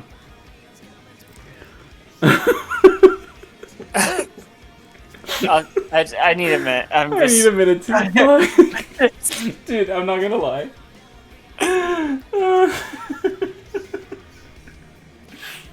A fucking Kingdom Hearts 3 retelling, that's when it really hit me, and I was like, no. Like in my head, I'm just, like, you know the fucking meme? Like the fucking gif of like that anime old man that's driving the car and this it's like he needs to take a shit. And he just goes, he's like, yeah. That was me in my head. It was like, the moment I started talking, and after right when I hit 2.9, I was like, my brain just goes, oh no! I gotta lie down. I just gotta lie down. This has been an amazing stream, but I gotta lie down now. I gotta go. I gotta go. Me too. It's time. I'll probably be on later, guys. I gotta go pass out. I'm gonna take a nap. I'm gonna try to take a nap. Thank you so much, Am, for joining me on the first ever episode of Drunk Gaming Drunk Gaming History, where we tell your favorite series. If you want us to review another series, give us suggestions in the comments, and I'll fucking do it. Remember to like, subscribe, follow. Hit the follow or subscribe and just... I can't finish this fucking thing. Follow us on Twitter at Rain13. Oh fuck! Wait, hold on. I have a command for that. I forgot I have a command for that. Cause it's dude, I'm so fucking. Remember to join the Discord as well. Huge shout out to my boy Busted Amp. Huge shout out to my boy. Not my boy, my girl Sarah, for joining us from right in the beginning. Also making sure that we added rule number 3 and making sure that we stayed safe the entire time. Also, Cat Loon popped in. Cat Loon as well. Shout out to her as well. Shout out to Teldon as well. Oh my god. Shout out to Britain, but she doesn't stream, so I'm not gonna do a shout out to her. Who else? Oh my god. Oh, and shout out to my boy J-Dub too, because J-Dub, you rock. Thank you for watching and understanding. I know J-Dub's never played a game of Kingdom Hearts, so I think this was his summary to this entire series. It's for the best. You got a good summary, I think.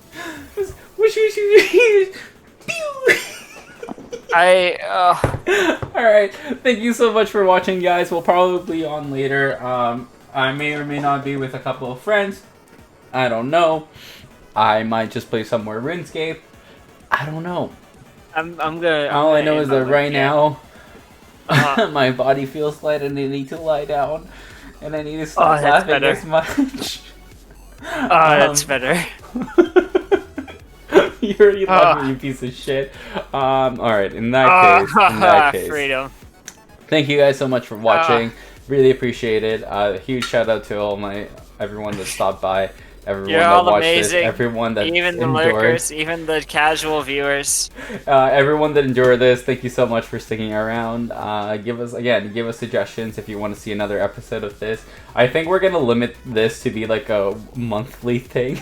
Because I can't do this. I cannot do this every week. No, fuck no. This is gonna be a monthly series, but that's gonna be it. Again, thank you guys so much for watching. We will see y'all on the next one. Goodbye. Goodbye.